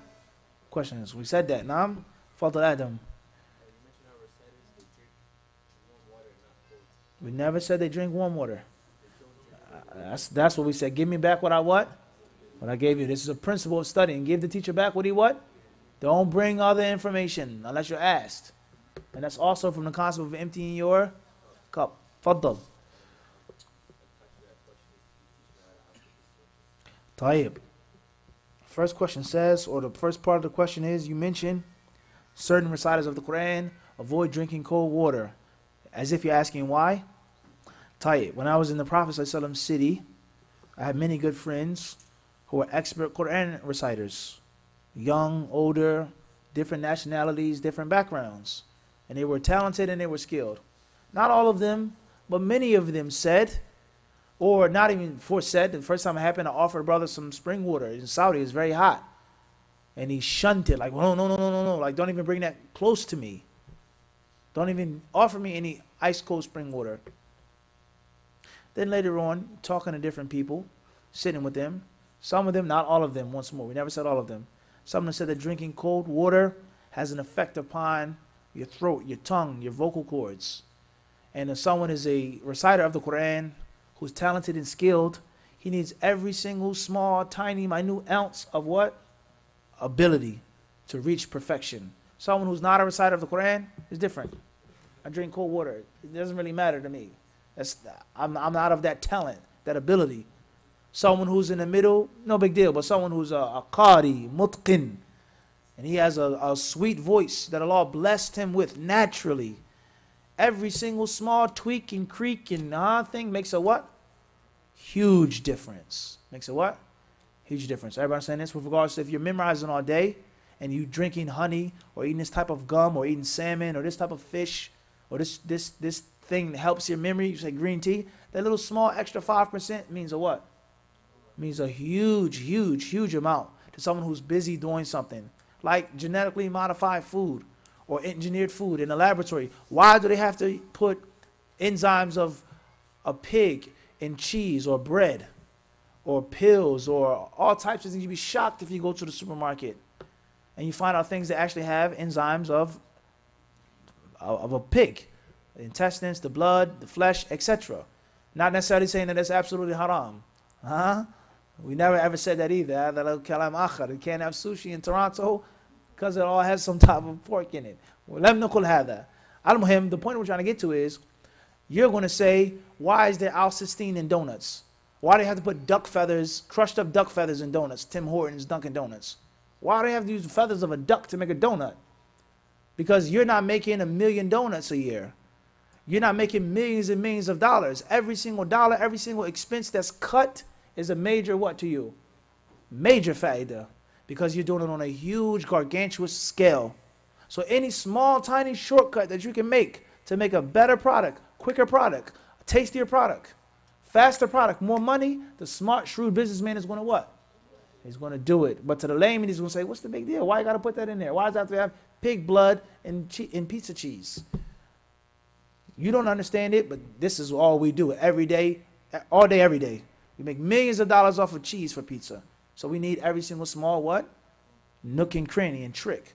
So that's the Quran reciter of that level of devotion and dedication, whether it's a food or drink or sleep habit, certain things they just don't do because it has an effect on their voice. They don't have a raspy, scruffy type of voice. As far as the proper way of asking the question, then it's not enough time for me to teach you that right now. If I decided to even teach you that, maybe something you may have to learn by yourself. Inshallah ta'ala. Listen, watch, pay attention, observe. Perhaps Allah Azza wa Jalla will allow you to get that skill. Bi'idhnillahi ta'ala. May Allah bless you and give you success. The last question was by, well, we said we're only taking 3. We clearly said, are there what? Any questions? No one raised their hands. Tafaddal.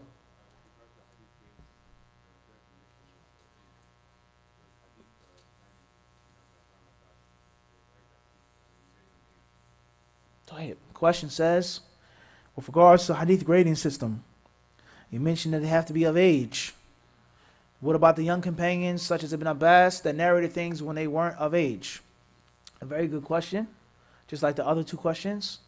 First and foremost is, we never specified that age. We never specified that age because the information about hadith grading and hadith terminology, that's not a part of our course. That was only on the side. There was a garnish on the plate. It wasn't the main course. We have explained this, and others as well, but I'm just talking about what I'm responsible for. We have explained this and other lessons on Mustalah al-Hadith. Clear enough? So you can go back to that. As far as the answer now, in the two different meanings of age, two meanings. One is a tamyiz, and other is actual bulugh. One is discernment, and one is actual pubescent age. When a person, a young child, boy or girl, can discern, they can figure things out. 6 years old, 7 years old, 8 years old, they're not in puberty yet, but they get an idea of certain things that go on in life. Everybody understand this? They get an idea of certain things that go on in life. Such as the sister side and the brother side. I have a 2-year-old son, a 3-year-old son. I say, go give this message to your ummi. He goes and he runs over to the sister side. He doesn't understand what's going on. He doesn't know this one and that one. But my 6-year-old son or 7-year-old son, he goes over there. He's not in puberty yet, but he understands this sister is tall, this sister is short. She's light, she's dark, she's pretty. I really don't. He understands what's going on.